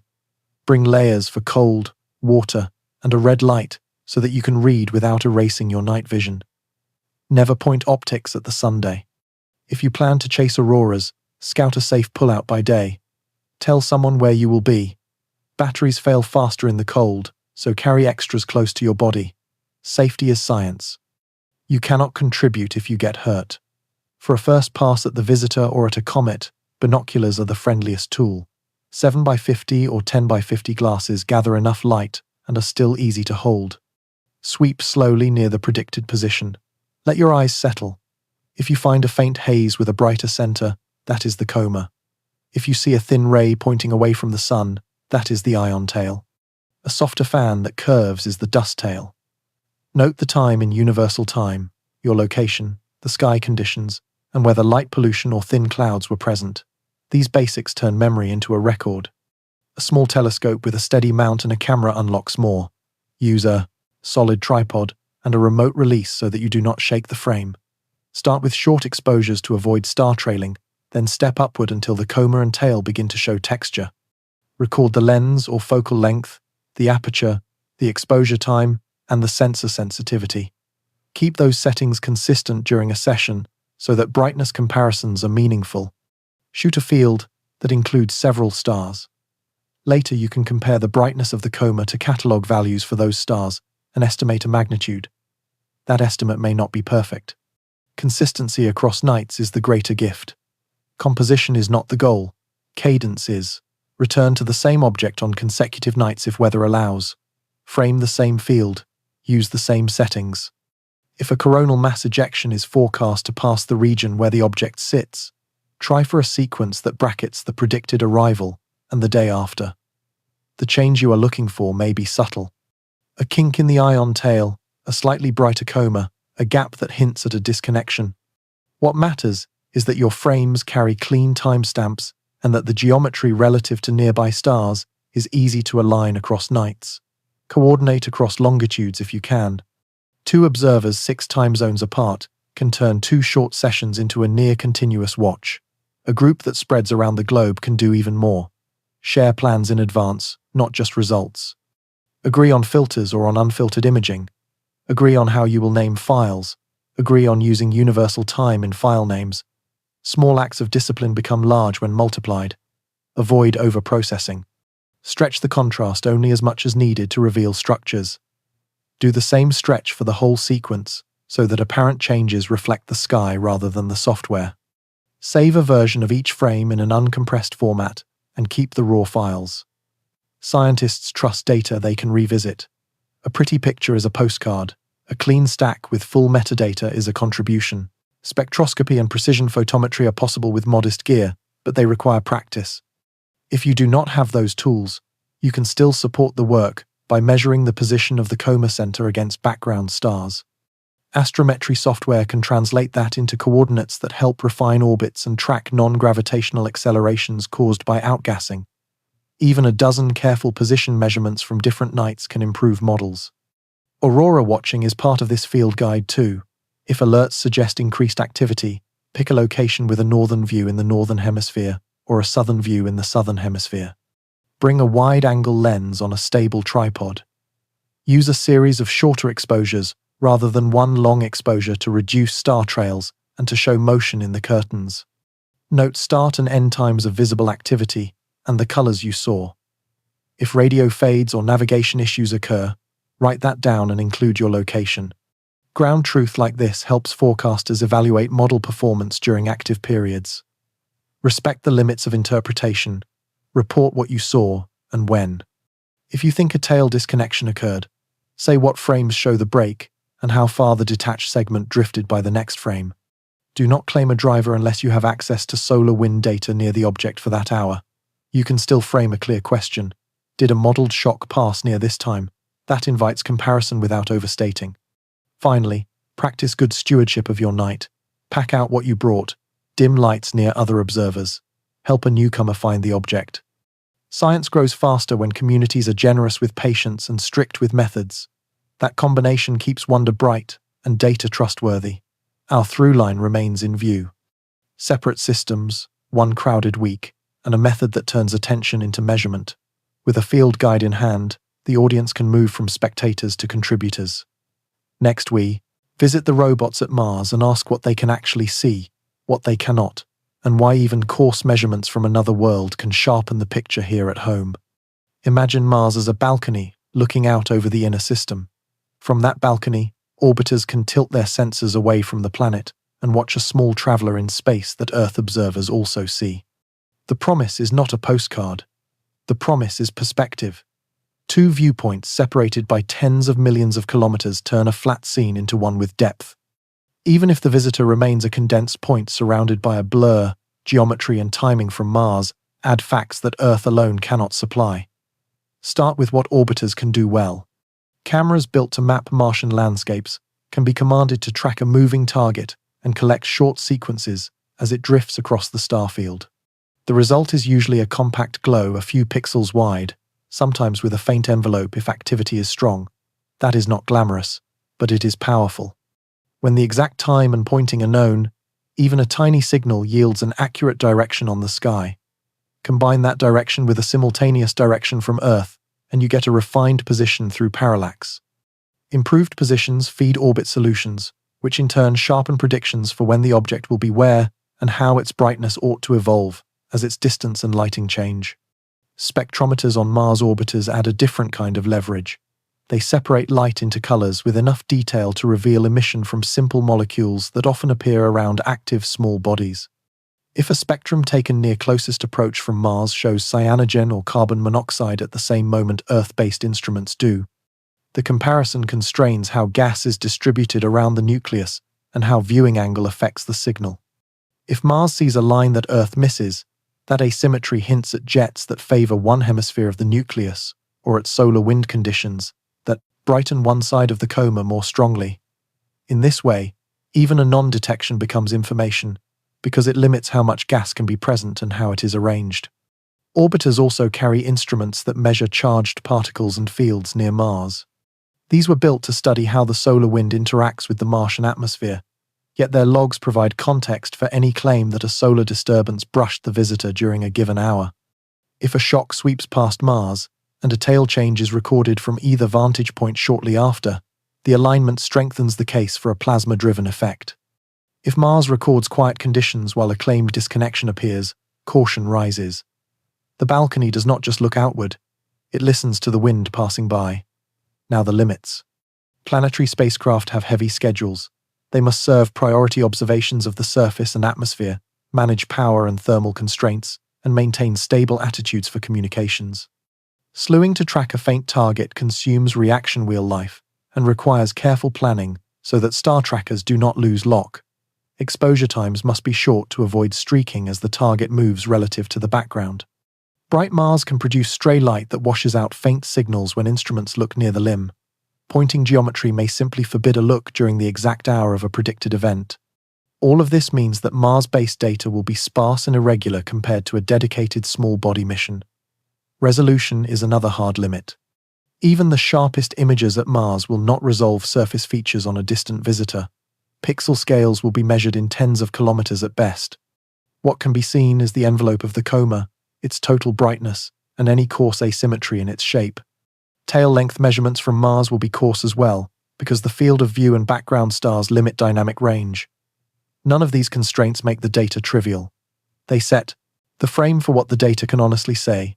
Why it still matters comes down to three payoffs. First, triangulation. A single additional line of sight reduces uncertainties on the orbit and on non-gravitational accelerations caused by outgassing. That improvement flows downstream into better predictions for brightness and tail geometry weeks later, which helps both professional and amateur campaigns. Second, simultaneity. A spectrum or light curve from Mars taken within minutes of an Earth measurement lets us separate geometry from physics. If brightness changes track phase angle, geometry is the driver. If changes correlate with solar wind conditions logged near Mars, Plasma forcing takes a step forward. Third, context. Particle and field data near Mars turn speculative timelines into testable sequences. A shock timestamp near the balcony becomes an anchor for any claimed response by the visitor. This cooperation also sharpens the value of null results. If orbiters see no spectral lines when ground-based instruments report a rise in activity, the difference demands explanation. Perhaps the outgassing is confined to a small jet pointed toward Earth. Perhaps the Mars exposure was too short for a faint line. Perhaps the reported rise was processing. Each possibility can be tested on the next pass. Science advances as much by ruling things out as by heralding a splashy detection. For viewers, the translation is simple. Expect dots and numbers rather than portraits. Expect windows rather than continuous coverage. Expect that a few well-timed points from Mars will nonetheless tighten the whole picture. The balcony cannot host a gala every night, but when the curtain opens and the timing lines up with Earth-based watches, the combined view can move a claim from maybe to measured. Our reorientation is brief. Separate systems, one crowded week, and a method that prizes mechanism over mood. From Mars, even course looks deliver geometry, chemistry, and wind context. In the next part, we follow that chemistry deeper, reading spectra as diaries of origin, and asking what interstellar ices might confess under our sun that familiar comets do not. A cometary coma is a chemistry lab without walls. Sunlight strikes ancient ice, molecules escape, photons pump electrons to excited states, and the gas glows in signature colors that can be separated into spectra. Those spectra read like passports. They list what is present, hint at where it formed, and whisper what the journey has done to it. With an interstellar visitor, the same light can do more. It can tell us whether other stellar nurseries cook with a different recipe from our own. Begin with the familiar lines. Near visible wavelengths, observers often chase bands from cyanogen, diatomic carbon, and triatomic carbon. These species are not necessarily abundant in the nucleus. They can be daughters of larger parent molecules that break apart under sunlight once they have escaped. Their brightness depends on how quickly the parents fragment, how fast the coma expands, and how efficiently the daughters fluoresce. That means a strong cyanogen band might signal either a nucleus rich in that parent family or a coma environment that favors its production and survival. Interpreting the balance requires more than a single look. It requires time series, because as the visitor approaches the sun, the radiation field strengthens, the gas expands faster, and the balance among daughter species changes. The infrared adds deeper clues. Carbon monoxide often announces itself there. It vaporizes at lower temperatures than water does, so its presence far from the sun can keep a coma alive before water becomes the main driver. Carbon dioxide, which is invisible in the ground, based optical yet bright in the infrared, can dominate at intermediate distances. Methane and ammonia play supporting roles that grow or fade, depending on how heat penetrates the surface.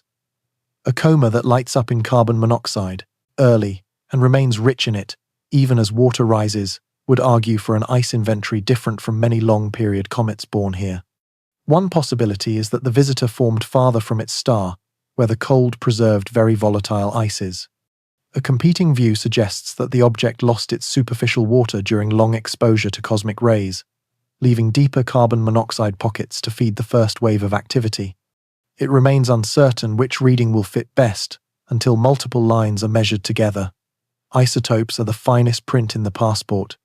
Ratios like deuterium to hydrogen in water, and the proportions of carbon-13 to carbon-12 or nitrogen-15 to nitrogen-14 can vary among stellar systems and within a single system, as conditions change across distance from the star. These ratios do not care about brightness alone. They require high signal-to-noise and careful calibration to separate neighboring lines. If a visitor reveals a deuterium to hydrogen value that sits far from the range seen in most solar system comets, that would be a strong hint that it formed in a different chemical environment.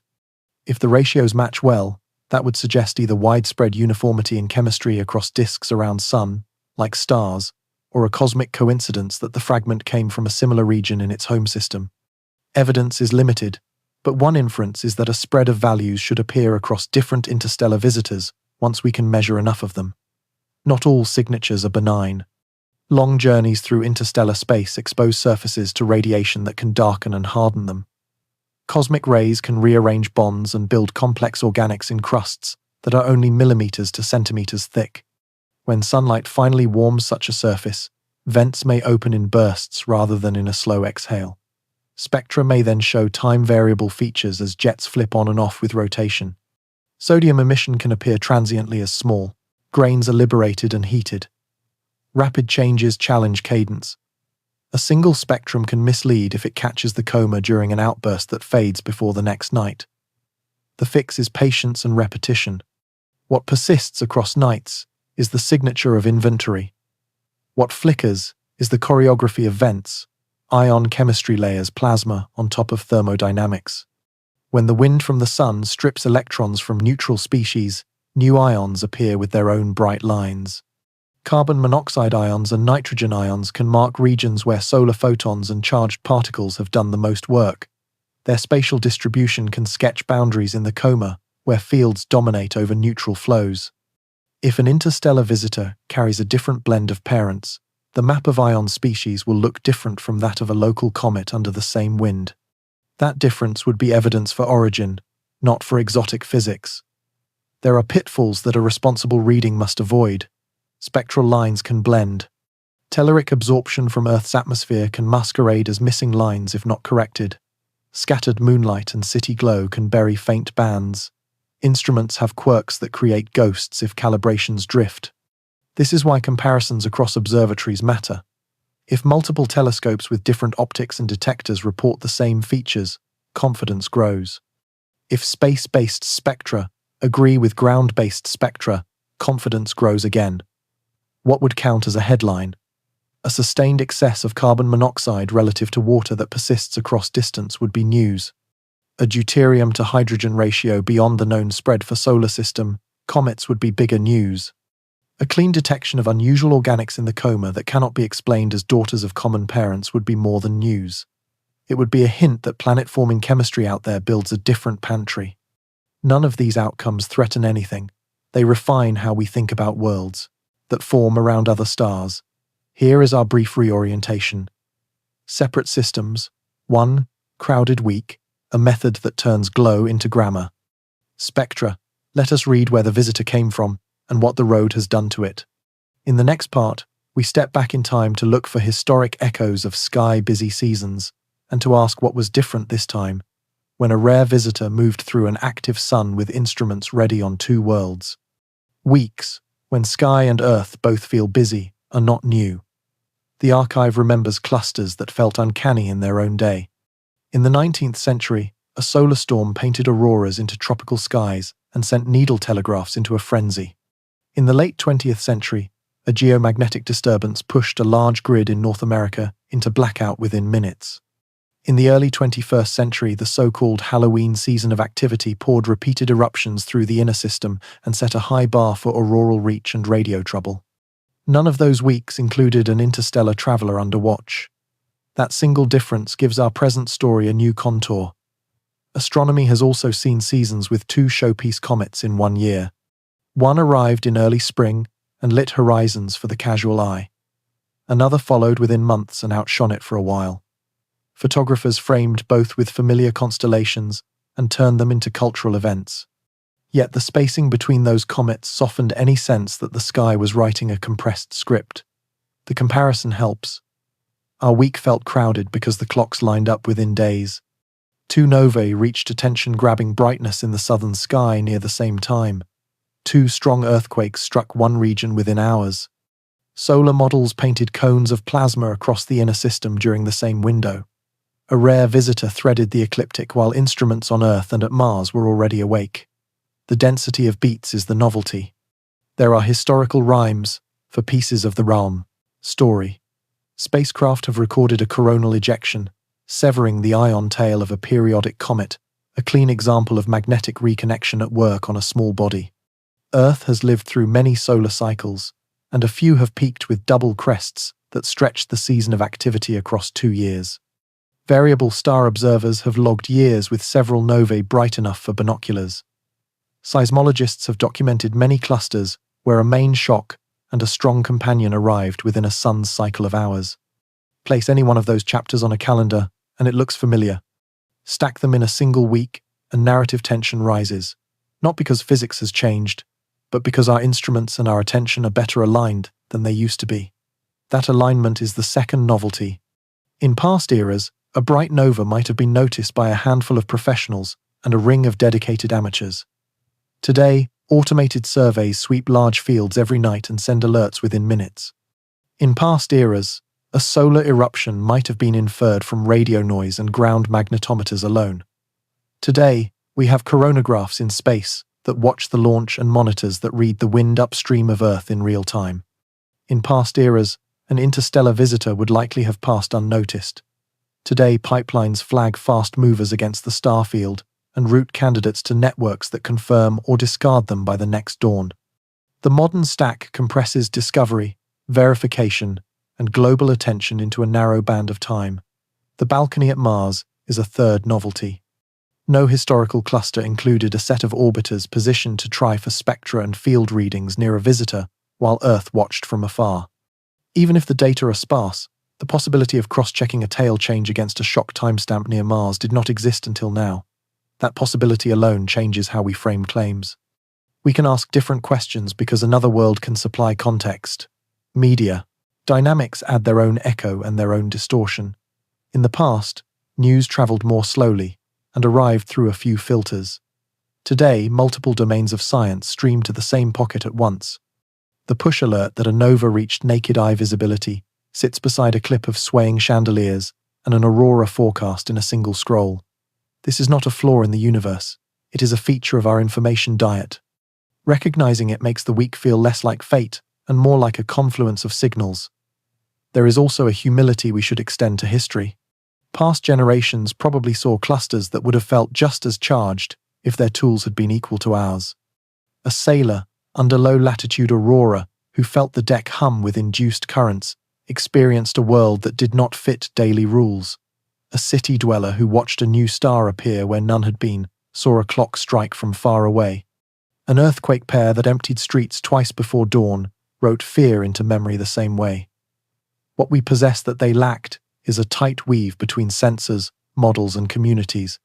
That weave reduces surprise and improves the chance that coincidences can be sorted into pattern and poetry with fewer arguments. So, what was truly different? The presence of a third interstellar object during a lively solar season, the readiness of 2 planets' worth of instruments to aim at it, the practiced cadence of sky surveys and citizen networks that could flip from nova to aurora to comet without losing rhythm. The week looked scripted mostly because we have learned to edit in real time, to stitch unrelated threads into a coherent reel within hours. That skill is useful as long as we keep the labels clear. Separate systems, one crowded week, a method that insists on mechanism first and mood second. Here is our one-sentence reorientation. History rhymes often. This time it rhymed loudly while a rare visitor crossed center stage and our cameras were already rolling.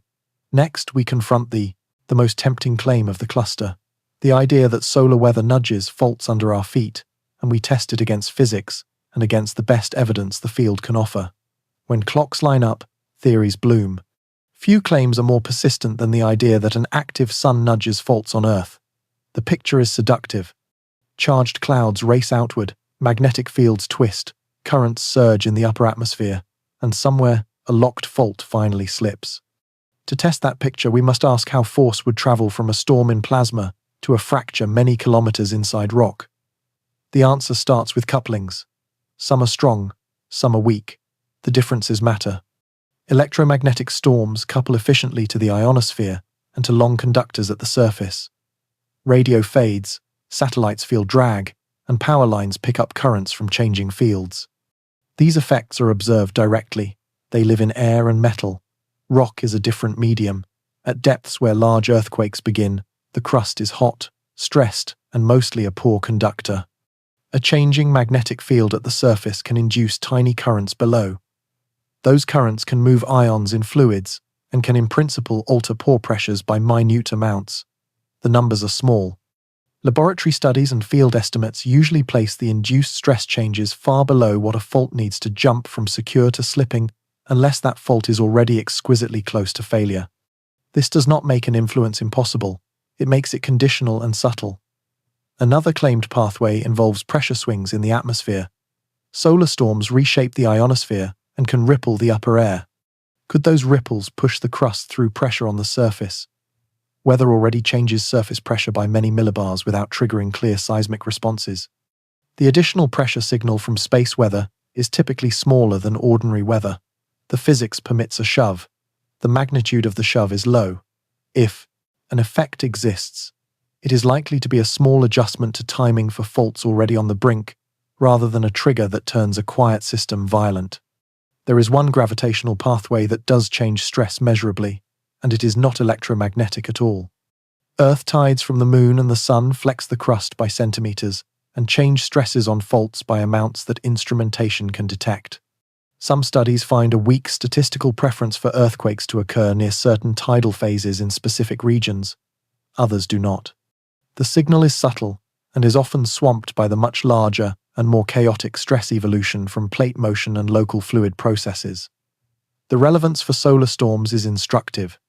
If a periodic gravitational effect that is well understood produces at best a slight bias in timing, then any electromagnetic effect from storms must be weaker still for most settings. Statistics are where bold claims go to be measured. Many correlation studies have lined up catalogues of earthquakes with indices of solar activity. Some report coincidences that look enticing. Others find no relationship once they account for clustering of aftershocks, for the uneven catalogue of smaller quakes across time, and for the multiple comparisons problem that appears when many indices and many time windows are tested. Publication bias is a real hazard. Surprising positive results get attention. Null results do not. Meta-analyses that gather many studies often see effect sizes shrink as methods improve and samples grow. The fairest reading is that if a link exists, it is small, conditional, and difficult to extract from noise. Prediction is the high bar. A physical link should help forecast. To date, practical earthquake forecasting does not gain skill from space weather. Agencies that issue hazard advice rely on tectonic setting, on aftershock statistics, and on historical rates, not on solar indices. That is not an argument from authority. It is a report on what has worked. A clean test would look like this. Before the facts are known, a team publishes a plan to examine a specific solar signature and a specific seismic response with a fixed method and fixed time windows. The analysis runs blind to earthquake times until the protocol is frozen. That approach trims the room for unintentional cherry-picking. A sequence of such tests across different regions would move the conversation forward far more than another retrospective overlay of storms and quakes after the fact. There are reasonable minority ideas that deserve honest labeling. One possibility is that rare combinations of very strong geomagnetic storms and particular crustal settings with abundant conductive fluids could nudge faults that were already critically stressed. A competing view holds that even in those scenarios, the induced stresses remain negligible compared to the daily internal changes in a fault zone. It remains uncertain whether any field observation has isolated such a case, with controls that rule out ordinary aftershock dynamics and stress transfer as explanations. Evidence is limited, but one inference is that, if a nudge exists, it will reveal itself only through large samples and carefully designed tests, not through a single dramatic week. The safety message follows from the physics. People should prepare for earthquakes because they live near faults, not because the sun grew spots.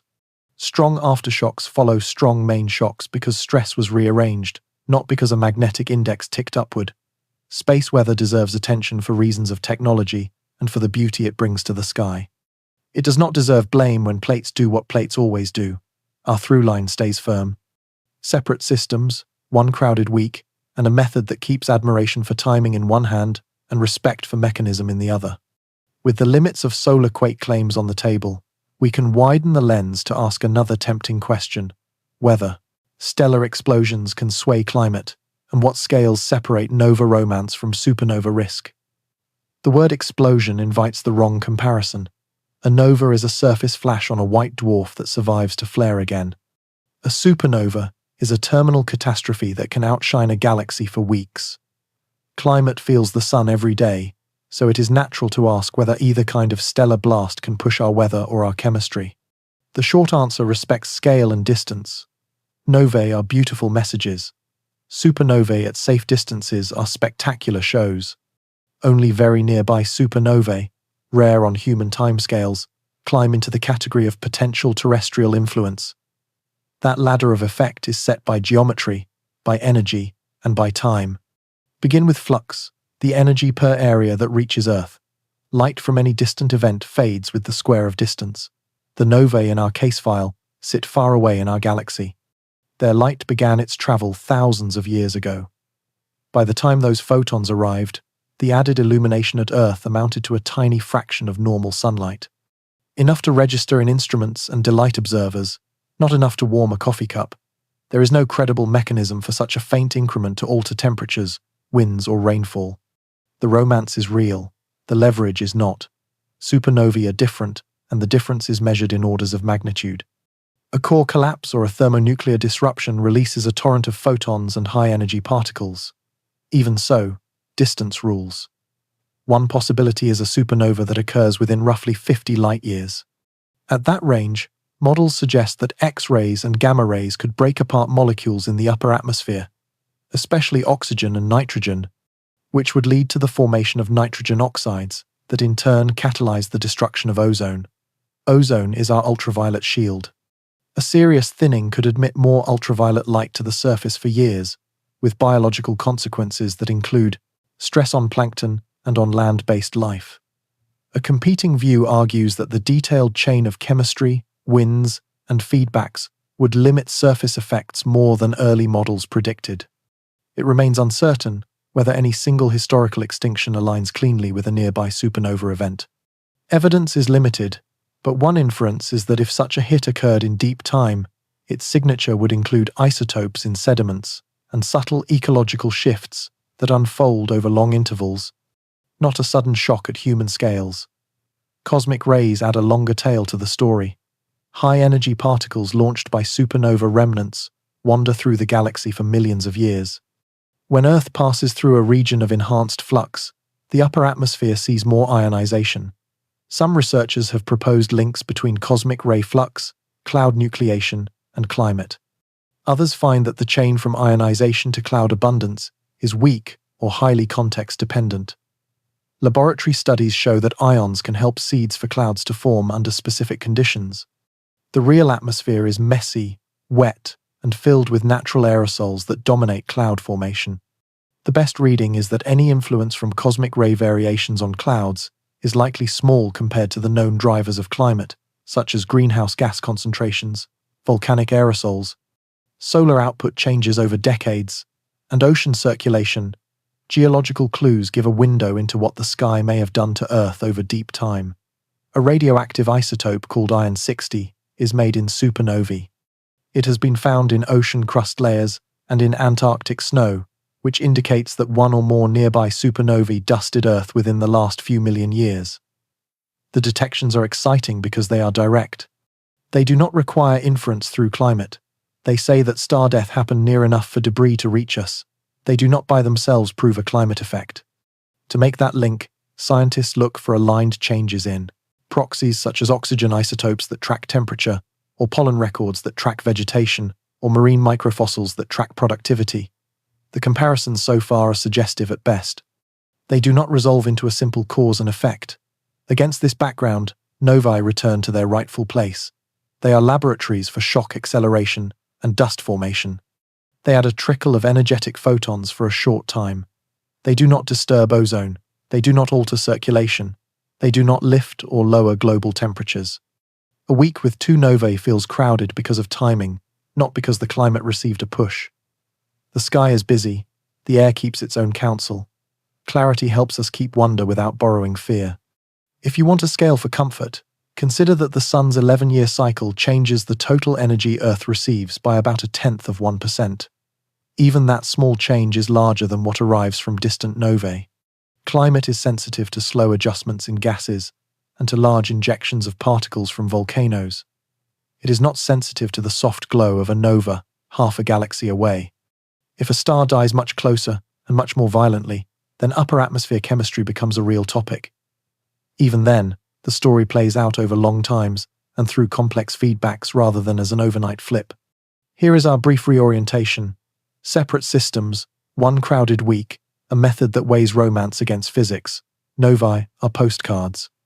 Nearby supernovae are rare, and only then are they candidates for climate influence. With scales sorted, we return to the present week and ask what to watch for next, what dates matter for the traveler, what solar patterns are likely, and how to keep expectations high enough for wonder and low enough for honesty. Circle 3 waypoints in your mental sky, not as promises, but as opportunities to measure. The first is the visitor's pass near Mars, where balcony instruments and Earth-based telescopes can try for synchronized looks.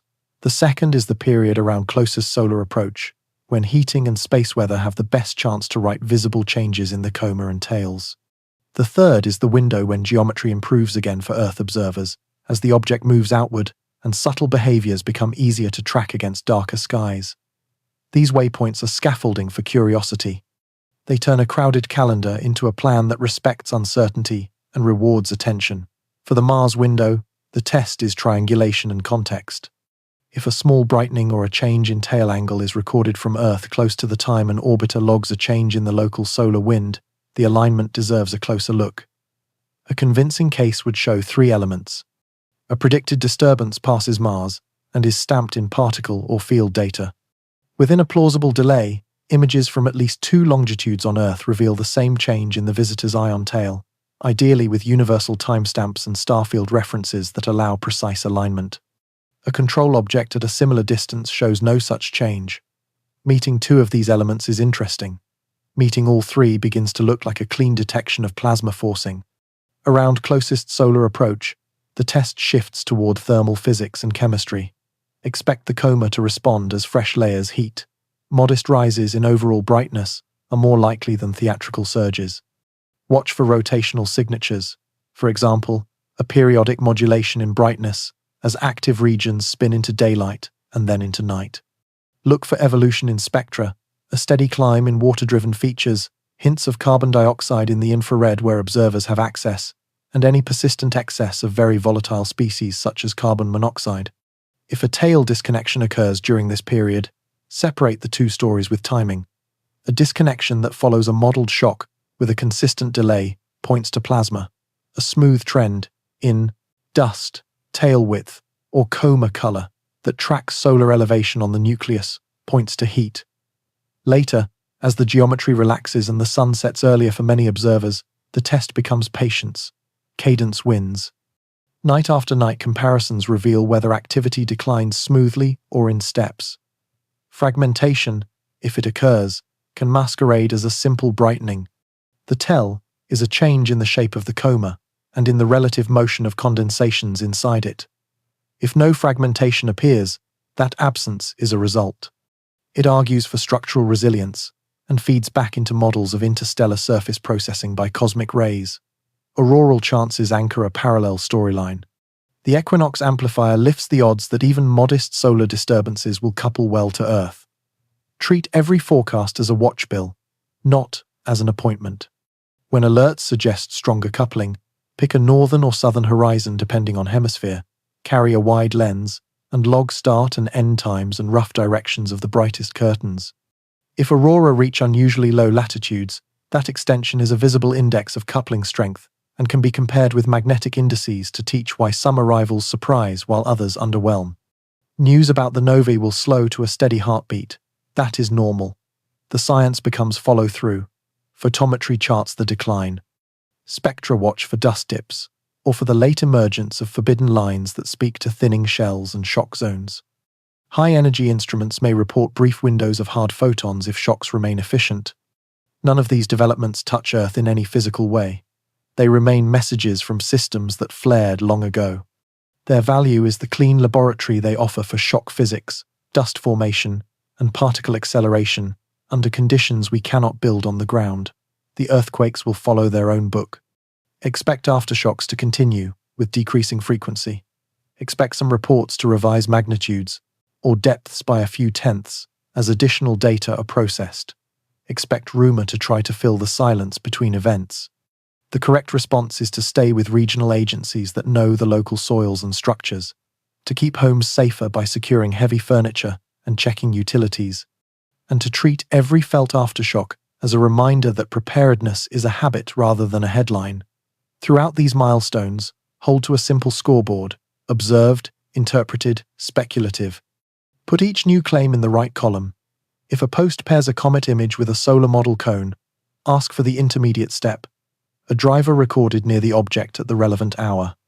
If a thread declares that a storm in plasma rearranged rock at depth, ask for a mechanism that moves with enough strength to matter. Then ask why the same solar conditions did not yield the same seismic outcomes many other times.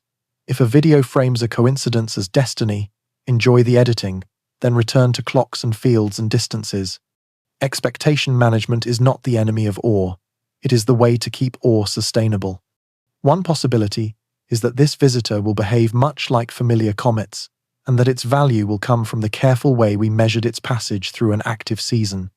A competing view hopes for a sharp surprise, a crisp tail disconnection caught from two worlds, or a spectrum that hints at chemistry unlike the pantry we know. It remains uncertain which path the sky will take. The plan is the same either way. Watch with discipline, compare with humility, and let the data turn wonder into knowledge. One small clean step at a time. Our reorientation is brief. Separate systems, one crowded week, a method that favors clocks and mechanisms over hunches. In the next part, we examine storytelling itself, how to script a mystery without smuggling in answers, how to mark speculation in a way that invites rather than misleads, and how to close a story when the real world refuses to obey. Dramatic, timing. Every science story asks the audience to lean in. The temptation is to give them something to lean on that looks sturdier than the facts. That is where storycraft meets ethics. A week like this is a gift to a storyteller. 2 novae, 2 earthquakes, a lively sun, and a rare visitor gliding through the same calendar box. Suspense arrives for free. Our work is to shape that suspense without slipping suggestion into the space where evidence should stand. The difference is not only philosophical. It decides whether the film or the episode leaves viewers better able to read the next crowded week on their own. Start with structure. Mystery does not require a villain or a master plan. It needs a tight frame, a clear promise, and honest stakes. The frame is the time window, and the actors. The promise is that we will separate what is known from what is not known as the story moves. The stakes are intellectual, a chance to watch real physics in the wild, and emotional, a chance to feel small and connected at the same time. When the narrator names these at the top, we stop chasing shadows and start following questions. The plot breathes because it moves between sky and ground, and it breathes because it alternates between hard fact and open wonder. The viewer learns the rhythm, then anticipates it, which keeps attention high without false hooks. Next comes language. Words like surge, blast, and trigger carry exciting music, but also imply mechanisms. Use them with care. When you cannot describe a cause, describe a sequence. When you cannot prove a link, name the clocks, but leave the line between them undrawn. Rhetorical questions can help if they are sincere invitations rather than leading lights. What would we expect to see if a shock brushed a comet? What delay would be plausible? Then the story answers by testing the expectation against the data. The payoff is not a claim. The payoff is the comparison itself. Graphics are powerful, which means they can also mislead. A cone from a solar model over a picture of a comet on the same night sets a trap. Viewers will often assume the cone was measured near the comet, not inferred. The guardrail is a visual legend that is specific. Forecast path, model only, no in situ data at target. The same principle applies to quake maps placed beside solar indices. If you cannot show a mechanism, show the distance and the medium in between. A transparent map that inserts the thickness of the crust and the poor conductivity of lower rocks sits like a speed bump in the mind. It slows the slide from coincidence to causation. Pacing is the most subtle lever. If you stack all the fireworks in the first act, the audience will spend the rest of the story waiting for a twist that may not exist. Better to seed modest cliffhangers that resolve into knowledge. The comet tail kink, that might be a disconnection, becomes a sequence that reveals either plasma forcing or local heating. The pair of earthquakes that might signal a chain reaction becomes a lesson in stress transfer and logarithmic energy. Resolve often, Then leave one carefully labeled mystery alive for the final act, the open question that points to next season in the sky. Attribution is an ethical bright line. Cite the agencies that measured the events. Credit surveys and amateur networks that found the novae and tracked the tails. When you summarize a study, speak to its limits as well as to its claims. When communities in quake zones share footage, respect context, and do not attach speculative captions that will outrun corrections. If you use archival news to illustrate historical echoes, mark dramatization clearly and do not imply that old coincidences proved a type of link that current science rejects. Trust is compounded interest. It grows slowly and is lost quickly. Audience agency deserves a scene of its own. Invite viewers to try small tests that match those the story uses. Ask them to look for delay, to compare reports from different longitudes, to place a claim into the observed, interpreted, or speculative columns in their own notes. Give them the field guide to contribute images with timestamps and star references. Show how a clean null result is not a failure but a brick in the wall. When a story hands out methods, curiosity becomes a habit rather than a one-time thrill. Closure is where many productions fall. Real-time science rarely bows to a neat finale. The visitor will keep changing after the credits. The novae will fade over months. Aftershocks will taper, not end. The ethical way to close is to mark what has been learned, to list the tests that remain, and to give dates when the next windows open. Promise updates only if you can deliver them. Better, promise a clear place where updates will appear from primary sources. Leave the audience with a sense that the world is still in motion and that they now have better eyes. Finally, keep the North Star of tone, sensational without fear, dramatic without claims that outrun data, speculative without costume that makes it look like fact. If we hold that line, the week that looked scripted becomes what it always was, a real universe that occasionally clusters its songs in a single stanza. The next part is our coda, a synthesis of the known and the unknown, and a simple invitation to watch the rest of the season with attention and care. We have walked a week that felt like a script. When clocks strike together, curiosity and worry both rise. The right companion for both is a ledger that keeps track of what we truly know, what we responsibly infer, and what remains open. This coda is that ledger, written in clear lines, so that anyone can hold it up to the next crowded week and feel a little steadier. Known first. 2 novae in the southern sky, brightened enough for many observers with dark horizons to notice. Their physics rests on a white dwarf, accreting hydrogen until a thin shell experiences runaway fusion. The star survives. The brightness climbs for days and then fades for months. Spectra reveal expanding shells and shocks that can accelerate particles. None of this reaches Earth in any forceful way. The light is a postcard from years long past. It delights. It does not push our climate or our crust. A major earthquake was followed within hours by another in the same region, then by a sequence of aftershocks that tapered with time. The scale is logarithmic. The difference between numbers that look close can hide big jumps in released energy. Depth and local geology shape how shaking is felt on the surface. Aftershocks are part of the story, written by the main rupture and by stress transfer on nearby faults. They are not echoes of storms in space. The sun grew busy, as it tends to do near cycle peak. Coronal mass ejections lifted from the corona and carried embedded magnetic fields into the inner system. When these structures reach Earth, the key is orientation. A southward tilt of the interplanetary field couples efficiently to our magnetosphere. Auroras expand.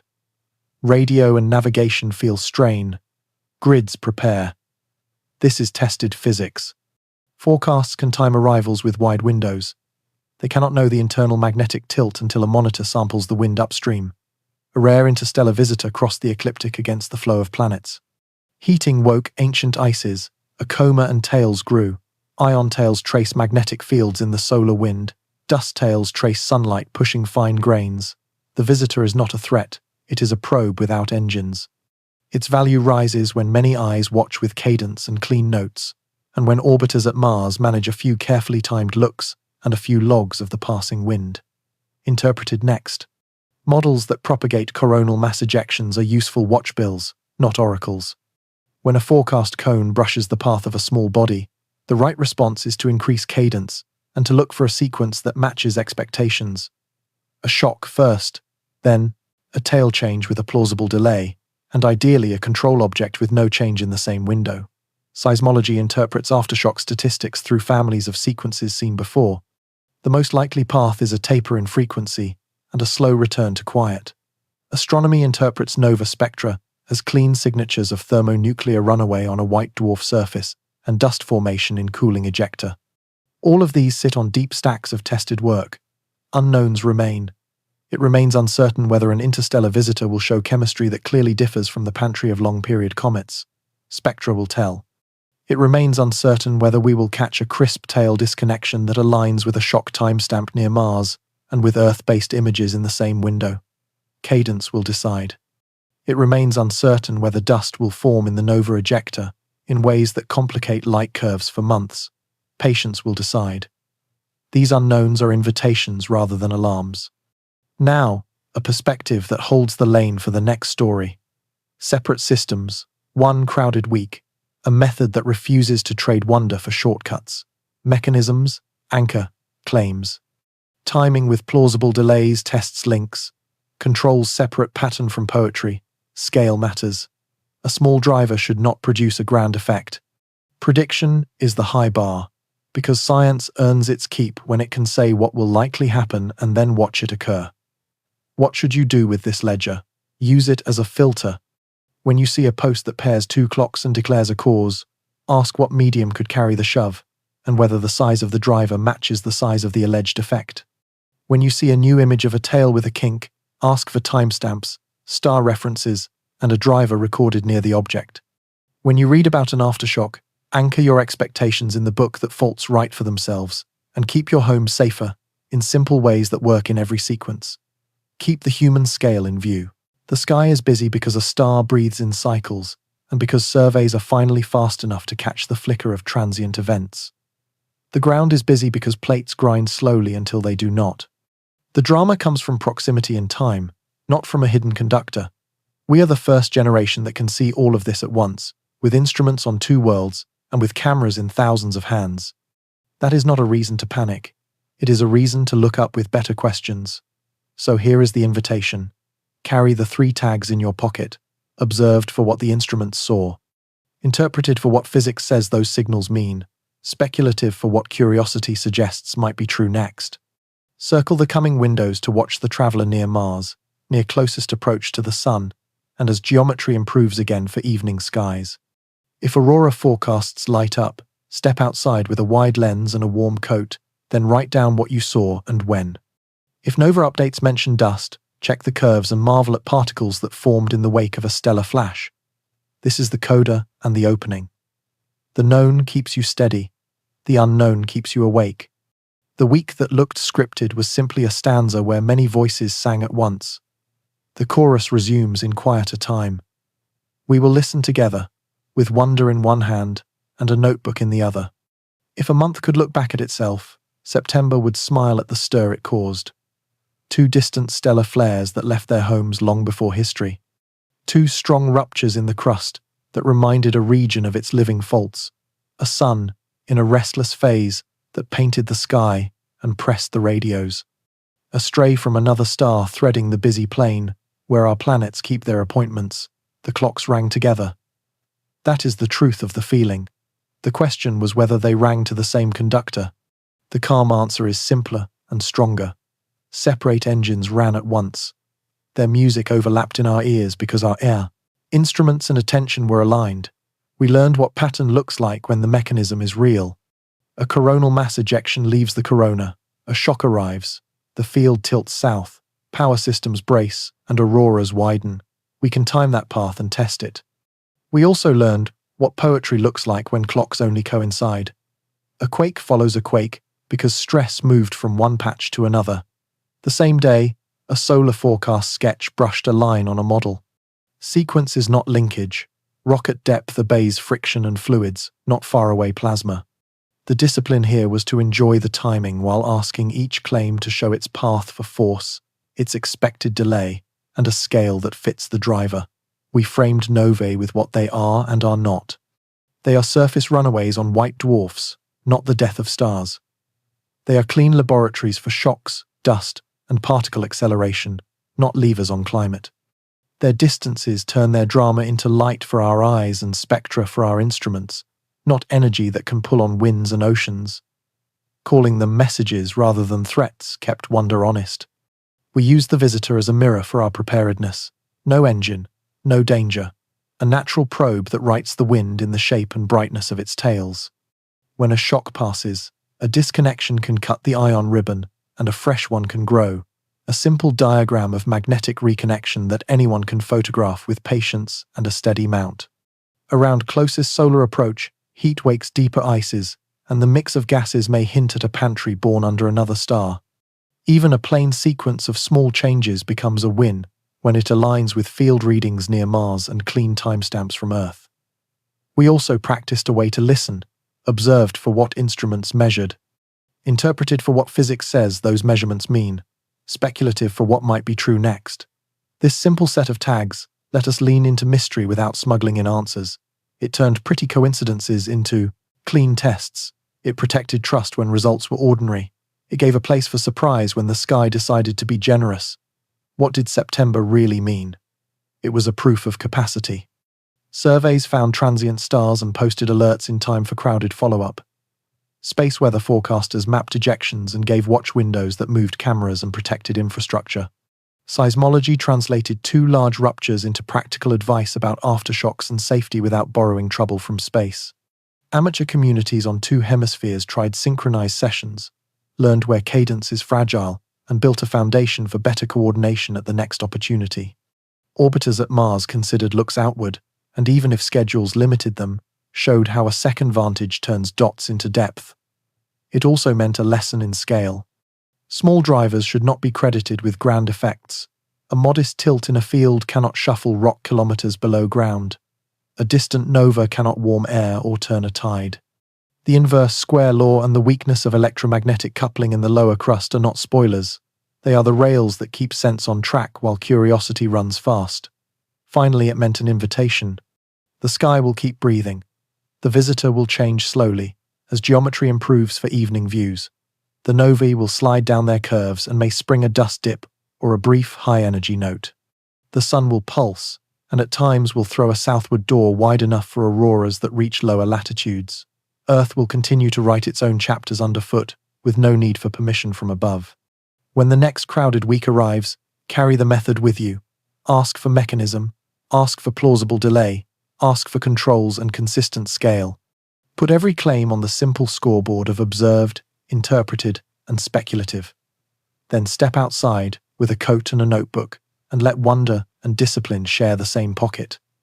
The calm answer to the big question becomes the hopeful answer too. No hidden conductor was needed. Coincidence was enough to make a good story. Mechanism was enough to make a true one. We were lucky to witness both.